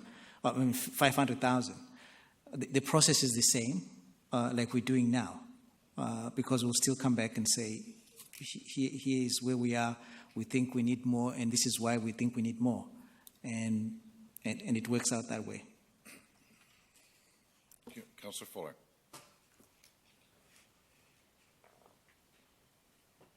So you have to come forward if it's over $250,000 that you're looking at, right? That's question one. So through the chair, yes. Okay. So question two would be, if you ended up going over 450 and needed 50,000 more, you wouldn't have to come back and ask for it. You could just do it because it's under 250,000. So then we wouldn't even have to know about that. Through the chair. So let's separate those two. So with the quarter reports, we do come back and say where each of these major lines are, whether we need money more or less. And so when you look at a contract where we're making an amendment, what we do is we apply the original budget. So for instance, the original budget has always been above 250. So we don't provide more than that. If we put another 50,000, the rule is still the same. And we've corrected that even on other files where people want to treat this in isolation. We call that splitting, and that's not allowed. Okay, thanks. Councillor Brennan. So what the mayor is suggesting is current practice. Then why are we arguing about this? Why wouldn't we simply amend the motion to satisfy the mayor's concerns? Why are we spending this much time arguing about an amendment that would simply reflect current practice? So through the chair, I think the attempt we're making is to say what the chair is proposing doesn't change the current practice. Exactly. And so we don't see the... So, okay, you don't see the point of doing it, but there's certainly no reason not to do it. Actually, if I may speak to it, council has already allocated budget lines in the budget. So this is an amendment to the budget, which may trigger an amendment to the budget bylaw. So there are consequences for making this. There's a process for making adjustments to the budget. And the next opportunity for that will be the end of Q3 as we move into Q4. So it's a good suggestion, but it's not necessary to achieve the outcome here, which is the award of contracts. I also think it's important to point out that any one of those firms may not hit the 250,000. They may all be under that. Be much smaller amounts for the labor and employment law than the other two firms, and we might not hit those maximums. We're doing this out of abundance of caution so that we have proper contracts in place for the next 3 years to get the provision of legal services to the city. So they're two separate and distinct types of decision-making that come forward to council in two different manners. Councillor Fuller. I can see where Councillor Brennan is coming from on this. There really is no reason not to support what the mayor is saying, but there's also no reason to support what the mayor is saying. So that should have been brought up right at the beginning, is that the policy already exists and we don't really need to do it, and then we could have avoided this whole conversation. So thanks. Either way. No, I wonder if I could, before you come in here. This is two different things. Some people are talking about annual budget. We've been given an annual budget. What we're talking about here now, supposedly, would be to, or I would expect, would be to award a contract that would start at some date after tonight's meeting. It might be tomorrow, it might be next week. But contracts or retainers, these firms will be put on retainer for a period of 3 years. So that's what I'm talking about, is contract. So the aggregate total of those 4 law firms, I'm suggesting, go to if you're suggesting $450,000, that it would start from the date of the firms being put on retainer, because this is a contract based on our purchasing bylaw. So that's what I'm asking for, is that to a maximum of, and give ourselves a little bit of leeway from the date of retainer, a maximum of $500,000 per year from date of retainer, because all of these 4 firms' contracts will expire in 3 years. So I'm not talking about annual amount or fiscal year. I'm talking about contract. So it is different. I hope that makes it a little bit clearer. Councillor Hong.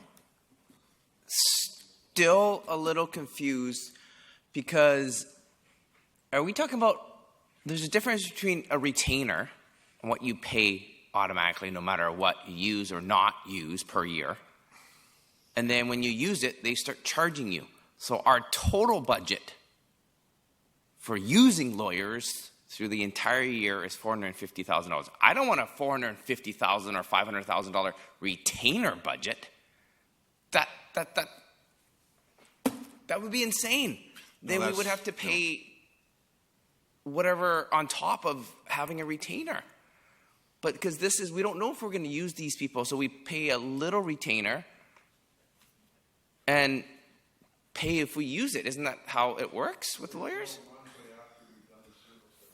Yeah. So what I was trying to say was not unlike the electrical contract that we saw out at the regional district. It was normally our spend is $165,000, $164,000. So we gave authority to spend up to $240,000, and if it gets to that, if it approaches the $240,000, that's when we would require notice from staff that it's approaching its limit, its authorized limit. Not unlike when we give staff instructions to go out and spend, potentially on a land purchase, we're giving you authority to spend up to $1 million on this property. So no more. But at the current rate that we do things, we don't even have a limit on our contractor. Shaw is our electrical contractor for anything under $25,000. So if they did 50 projects under $25,000, do we have a limit for them?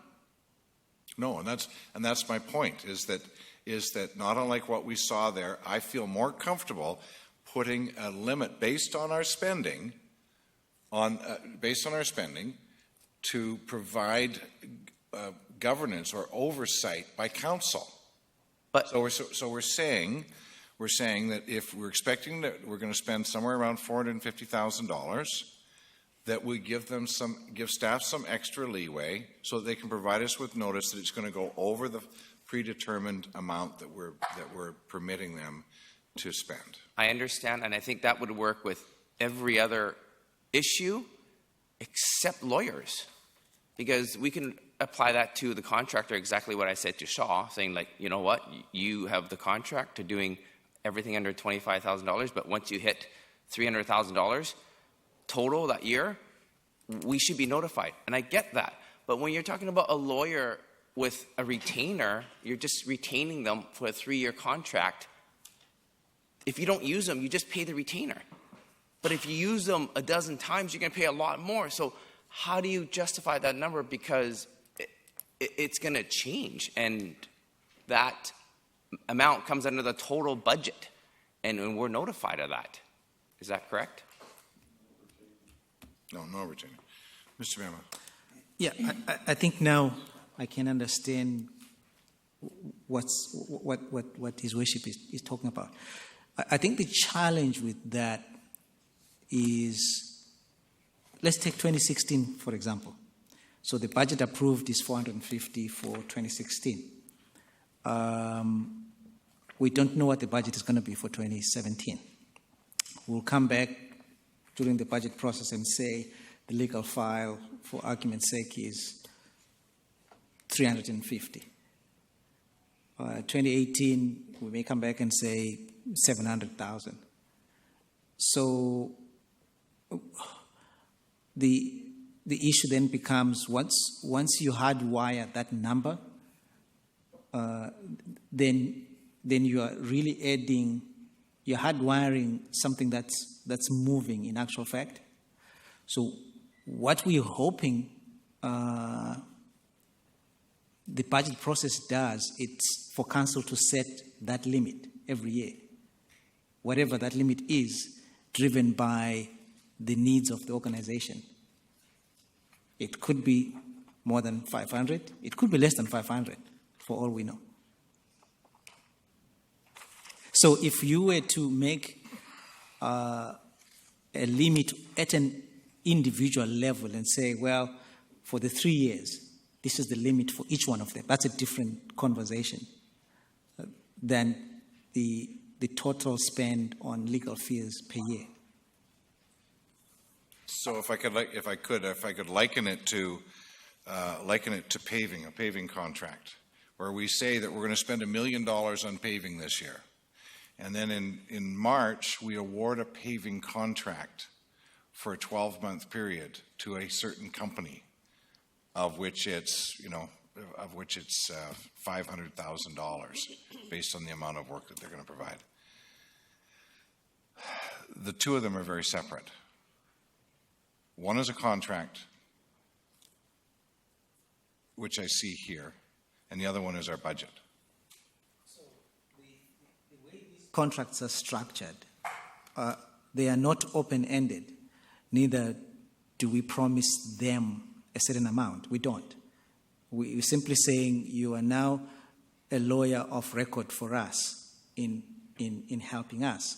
Then we have this pocket of money, which we access depending on what we're dealing with during the year. And so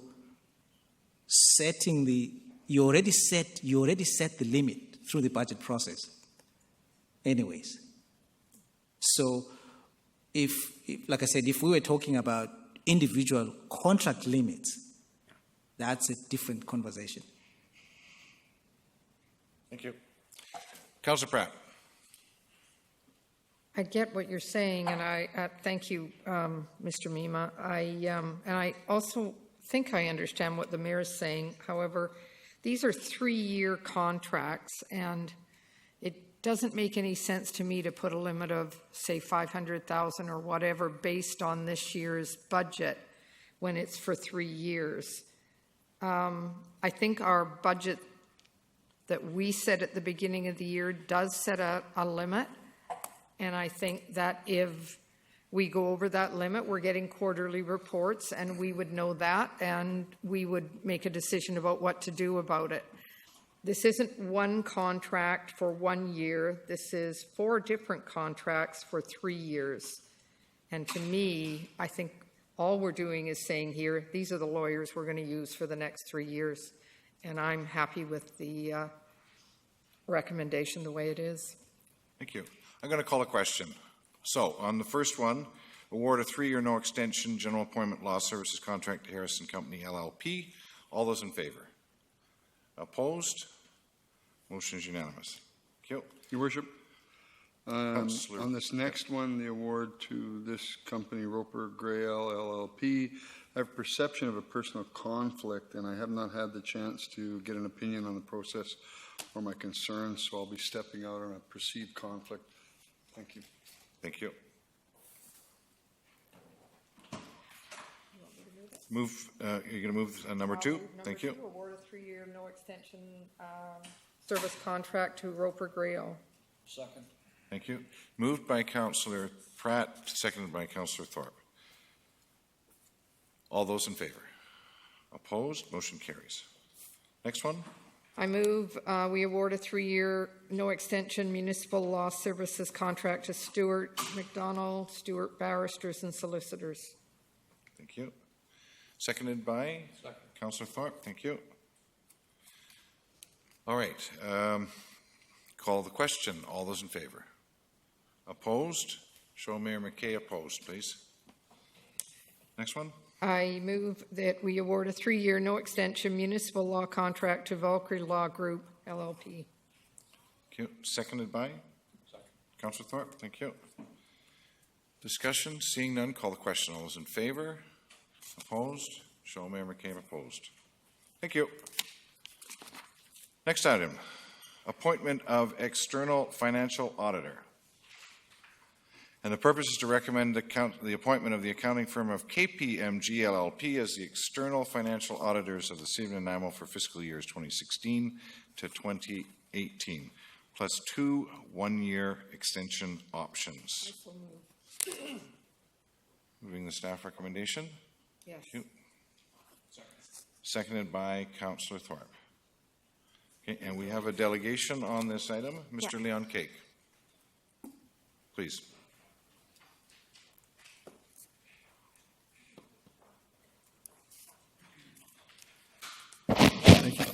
Thank you, Mayor. Leon Cake, 5936 Schooner Way.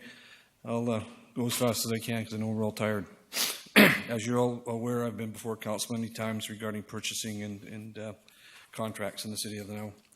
So I just have some comments and questions in regards to the RFP 1796, the external audit services. I would just like to say that I've looked over comments from the core review in regards to the section on purchasing and contract administration, also from other points in the city's bylaw 7175, delegation of purchasing powers 2013. The reason why I'm doing this because 2 of the 4 bidders have been identified as local people, and I really believe in local business.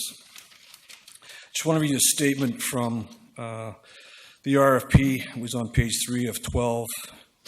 It was, the statement said, the purpose and intent of this RFP process is to obtain high-quality auditing services at a competitive price in a timely and efficient manner. So in the process of looking through how the recommendation is before you tonight, they used what they call the weighted system. There was a selection criteria with points put against it. Out of a possible 110 points. One of the criteria was understanding of external audited services, which was only worth 10 points out of 110. So when I look at the analysis that was done that you're looking at tonight on page 177, when I look at, the option to award to KPMG versus one of the other three firms, it says under other implications, none of the other three accounting firms are familiar with the city structure, policies, and procedures, and then therefore would require more city staff time to complete the external audit work. But yet, it was only worth 10 points. If you look at KPMG, it says KPMG is very familiar with the city structure, policies, and procedures, and therefore reduces the amount of audit and city staff time and costs for the external financial audit work. So these weighted systems always seem to be, if you want somebody, you can pretty well weight the points and lead them in that direction. And that's just my personal opinion from the contract that we had 6 years ago when we went into the purchasing policy of a 5-year contract. So the question I have is, when I look at the report, it states that one of the things you're probably looking at when you're going to do this award, it says the 3-year total fixed cost is $120,650 plus taxes. The fees quoted per fiscal year in the proposal are lower than the audit fee for the 2015 fiscal year. So when I look at the 2015 fiscal year, I look and see that the city of Nanaimo, this is December, and correct me if I'm wrong, Victor, because I'm only trying to get clarity for 2 local businesses that are probably not even aware this is being awarded tonight. I don't know. The fiscal year of December 31st, 2015, KPMG was paid $28,717. When I look at this options that you're looking at tonight, this would be based on $40,216.67. So the confusing thing for me is this amount that was paid to them in 2015 their full year of doing the audit, because they had to audit that year, but it's $28,000. But in the report, it breaks down for this 3-year contract at $40,000, but it says the fees are quoted less. So I'm just confused. Is that correct? Is it less or more? Mr. Mema. I'll pass this on to our accounting manager, then I'll share my comments afterwards. And don't get me wrong, I'm just trying to get clarity for the local businesses. I want to make sure that if they're not aware of this, that somebody speaks for them. Sure. Okay, we're playing dueling buttons Okay, here. sorry. I got her. You got it. The way the audit goes is there's an interim audit and there is the final audit. So in that, the number you have is only part, that we've only been partly billed for that. I'm assuming you're looking at what year were you quoting? 2016? Okay, so now I'm looking at December 31st, 2015. So there would have only been a part year fee in that because the fee was over $40,000 for the full year of audit. It's just we hadn't received a bill for the interim audit until 2016. So the $28,717 paid in December 31st, 2015, because your fiscal year end in this audit is what, May of this year? So there would still be 6 more months, December to May, to bill the city. Right. So in that figure there, the only thing that would have been in there was the May 2015 invoice that they would have billed us for the 2014 year, and then for the 2016 interim audit that happened in October, but wouldn't have been billed till January 2016. What I'm trying to establish is just the price where it states that it's less, because I look at 2015, $28,717, still 5 months to now. Yeah. So that would be more of was there more fee? Was there 5 months more of fee? Yeah, there would have been another bill after that, yes. So the 28 plus whatever they had billed us for the interim audit in the fall. Okay, can I ask what that would have been? Because I'm just trying to establish this being less. Because they're making the statement for council to make a decision tonight. They're saying that this is less than the audited fee for 2015 fiscal year. So I just want to establish that the $40,000 is less than the fees that would be paid in a full year to KPMG, just to make sure that council understands they're paying less. Because I look at the last 4 years to KPMG, we've paid them $250,000 in 4 years. So I look at this contract based on 3 years of 120,000. It seems like if you get the contract for a certain amount, there's other things that come into play. So when I was reading it, I look at, in the criteria of the award, there's the fiscal audit that you're putting your RFP on, but there's other things that you will deal with in the course of the year that are not applicable to you looking at that comparison. The total fee for 2015 was $43,100 for the 2015 fiscal year. 43,000. $43,100. So the $40,000 is less. Okay, I just wanted to establish that because I was trying to get that criteria from the money that's been paid to them. Yep. Because, like I say, I'm concerned just for the two local people, regarding the money that was being looked at in comparison of saying they're lower than previous, which is obviously they're 43,000. They know that their $40,000 will be low than because they've been referred to and been used. I just want to bring that to council's attention in making this award, because, like I say, 2 of the 4 were local. I think some of the criteria based on the evaluation, and I don't know who these firms are, but I'm sure that how the process was to award the point system. I just want to make sure that it was fair to the other proponents that bid. Thank you. Thank you. And as you know, there was a lot of discussion a couple of years ago about local bids. And we had Council of the Day elected to extend the term local to include all firms within the regional district of Nanaimo. Yeah, it's in here. That's right. And the other thing was that the only way that we can approve local to award a bid to a contract to someone who is local is if they are identical. Yeah, it's in there too. Yeah. I just look at number 1.4 where it says the city doesn't have a separate audit committee. The selected audit firm must be available to attend various council and committee meetings as required to make presentations and discuss the audit and related financial issues. Just when you see local, they're more accessible than somebody that's, in this case, it says Victoria. That's all. Thank you. Don't go away. Councillor Hong. Yes. Thank you.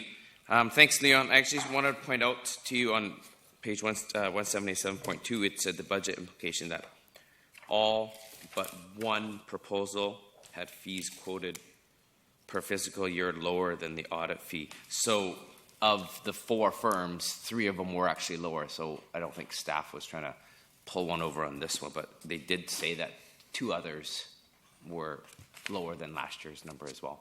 Yeah. On there. Thank you. Yeah. Thank you. Thank you. Thank you, sir. Thank you. Moving, receive the delegation and seconded by Councillor Pratt. All those in favor? Opposed? Motion carries. All right, so we have the recommendation. It has been moved and seconded. And so I'll call the question. All those in favor? Opposed? Show Councillor Kipp being opposed. Motion passes. Councillor Hong. Thank you. In the spirit of time, I was wondering if we could defer 7, or what are we at? Not 7, I think we're at B and C, human trafficking and sexual exploitation, and because that was Councillor Yoakum's thing, I would like him to be here to talk about it. And then the next one's the Lower Colliery Dam Auxiliary Spillway, because I think this is going to take a lot more time. So if we can we defer that to October 3rd? October 3rd? So a motion to defer, and it's been seconded by Councillor Pratt, or Councillor Brennan. Okay, discussion? Seeing none, call the question. All's in favor? Opposed? Motion carries. Thank you. Okay, so. Your Worship? Your Worship? Yes, ma'am. I actually don't have a recording of the motion that just passed being moved and seconded, the appointment of a financial auditor. I think you read out the purpose and then it was moved and seconded? Okay. Yes, I got the vote. I just wasn't sure. Do we have the I moved it. moved by Councillor Pratt? It was seconded by Okay, Councillor thank you Thorpe? very much for that. Thank you. You can check the film tomorrow. Okay, so the next one is City of Victoria's proposed bylaws for marijuana-related businesses. The purpose is to provide council with information pertaining to the City of Victoria's proposed bylaws for marijuana-related businesses. Now, before we get too far in this, on page 179, do we have a copy of the motion that was passed, that was put on the floor by Councillor Brennan? Is it in the staff report? At its meeting 2016, August 22nd, Council directed staff to review the City of Victoria's draft medical marijuana-related business bylaw and the proposed amendments to Victoria's zoning bylaw and prepare a report for Council's information on or before September 19th, 2016. So if that was the motion that we're here for tonight.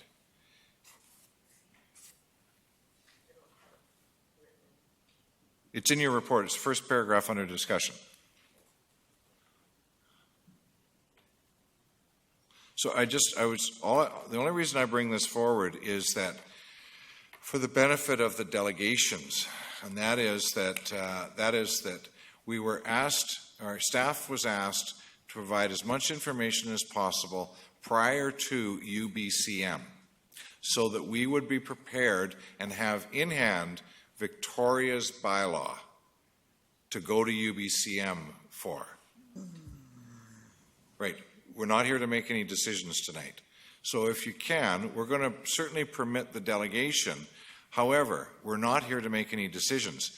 The request and the motion that was passed by Council has been fulfilled by including this report. So I'm not certain what information you're going to be able to provide with respect to the fulfilling of the motion that came on the floor on that date. So if you're welcome to speak to it,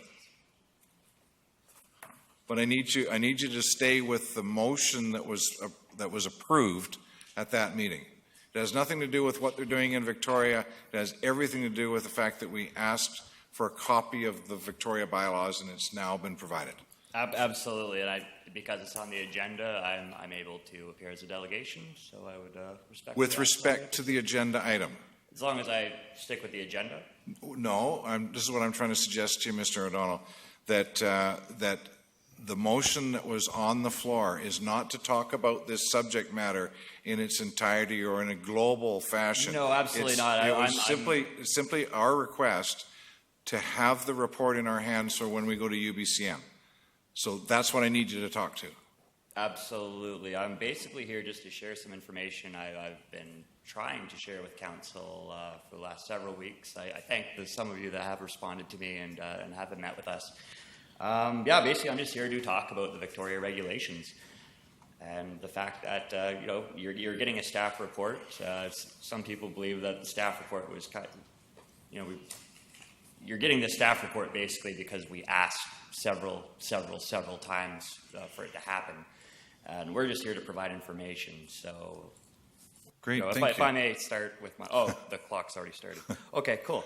My name is Matthew O'Donnell. I am the general manager at Mid-Island Health and Wellness. It's one of the dispensaries here in town by the hospital, located at 1599 Dufferin Crescent. I'd also like to thank Nanaimo City staff for preparing this report and covering the Victoria bylaws and the proposed amendments to their bylaws.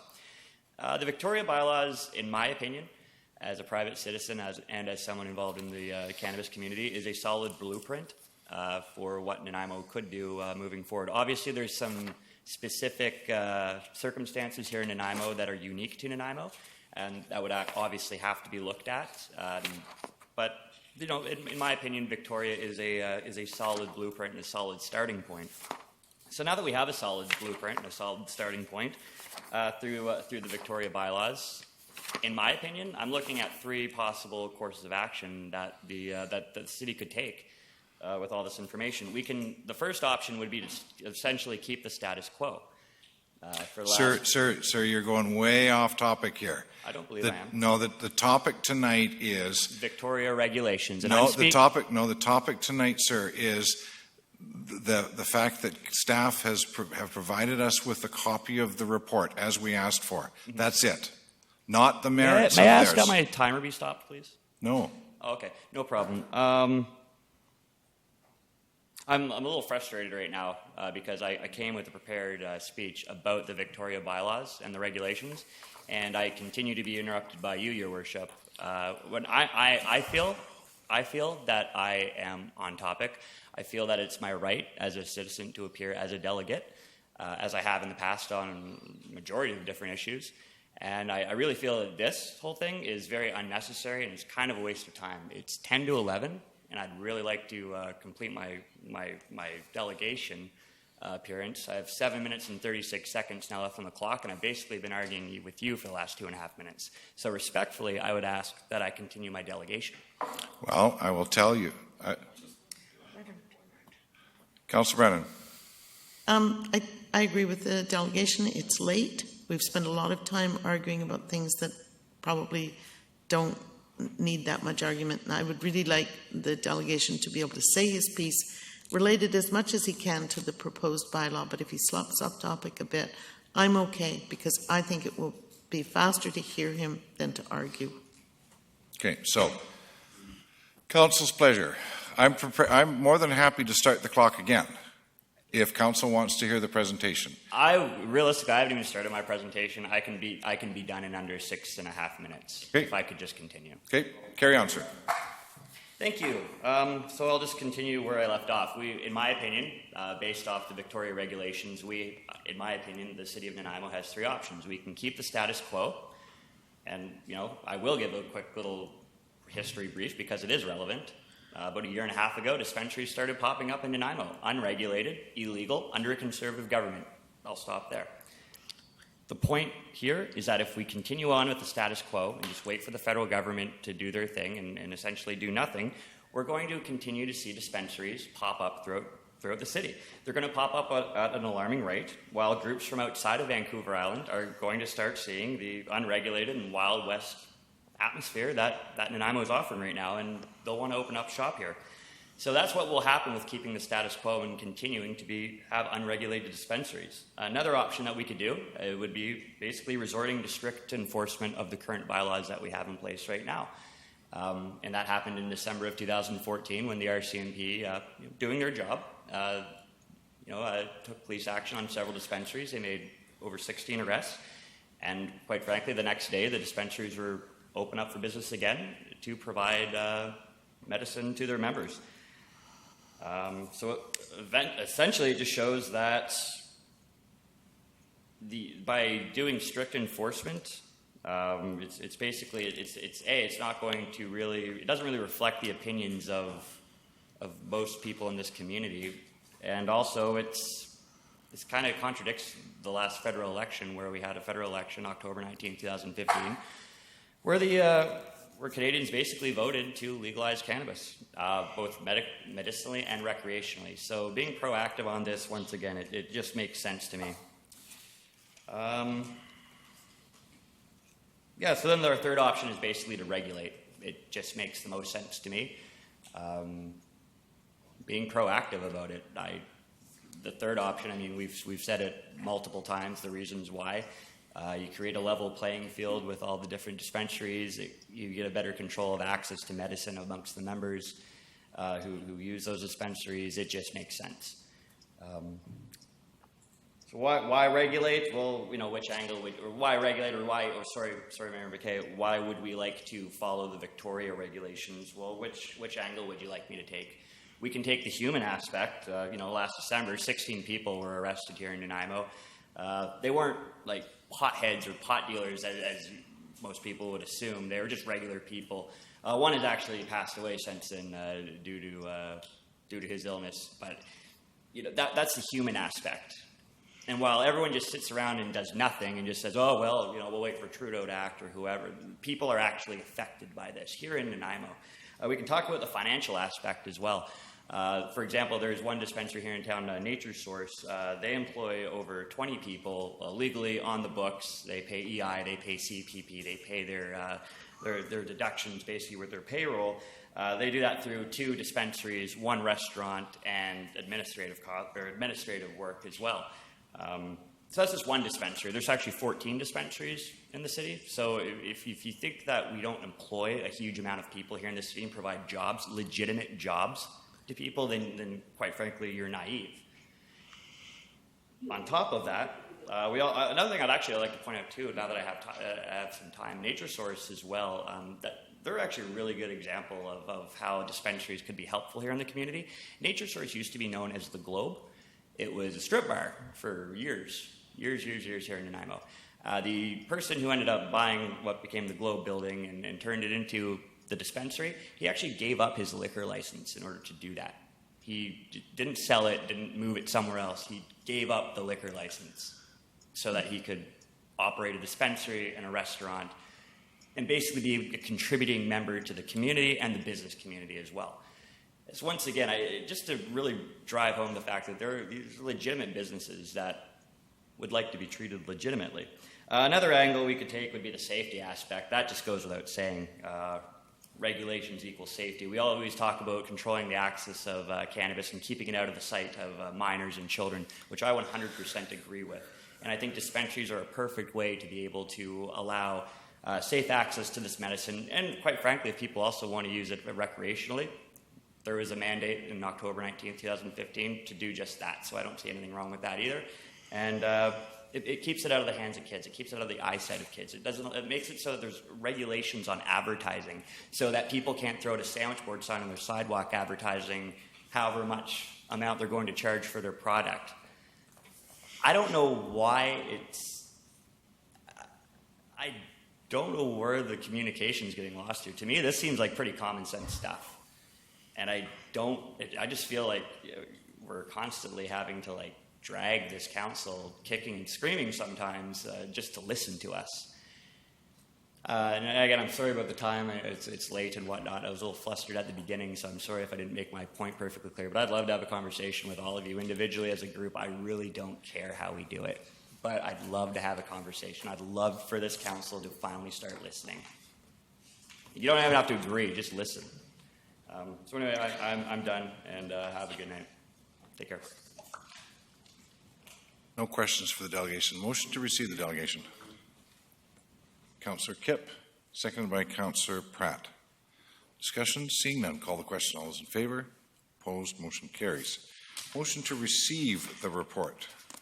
So moved. Councillor Brennan, thank you. Yep. Seconded by Councillor Pratt. All those in favour? Opposed? Motion carries. So we do have bylaws.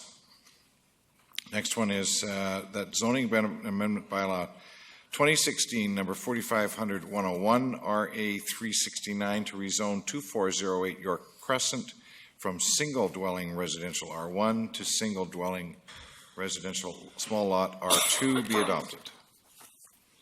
Moved by Councillor Kipp, seconded by Councillor Hong. Discussion, seeing none, all those in favour?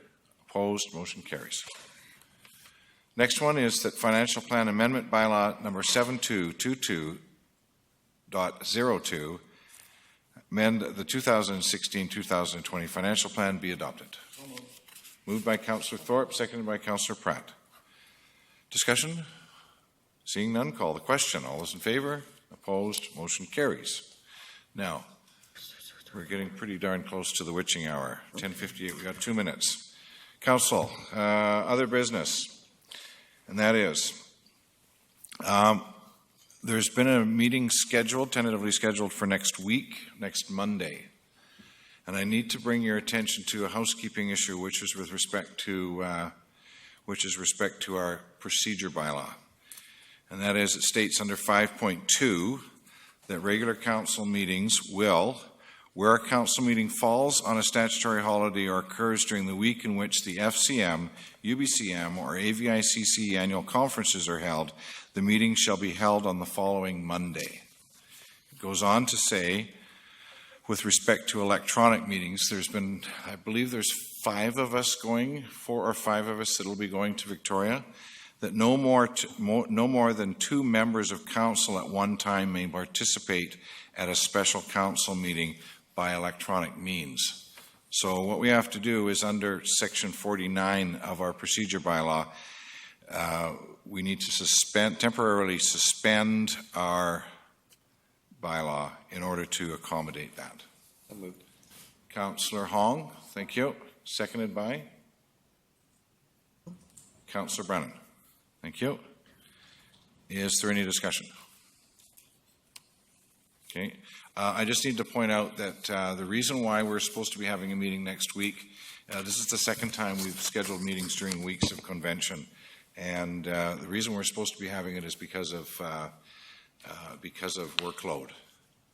I would suggest that we've got lots of ample opportunity, and I thank Ms. Sammer for bringing forward and bringing to our attention that we do have some workload issues we need to get caught up, but I'm not in favor of doing it this week, particularly when we've got people who will be away.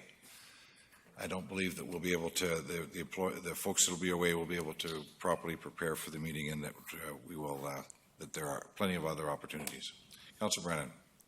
But this motion allows that meeting to take place. Right, I'm as I speaking understand. against the Okay, motion. Thank you. Okay. Any further speakers? Okay, call the question. All those in favor? Opposed? Show Councillor Pratt and Mayor McKay opposed. All right. And Councillor Thorpe. Oh, Councillor Thorpe is also opposed. Thank you. Motion passes. Do we have time for question period? 11:01. Okay, so in order to entertain questions, the one lonely gentleman, two gentlemen here. Yeah, we'll need a motion to. You done? Motion to adjourn. Oh. We're adjourned.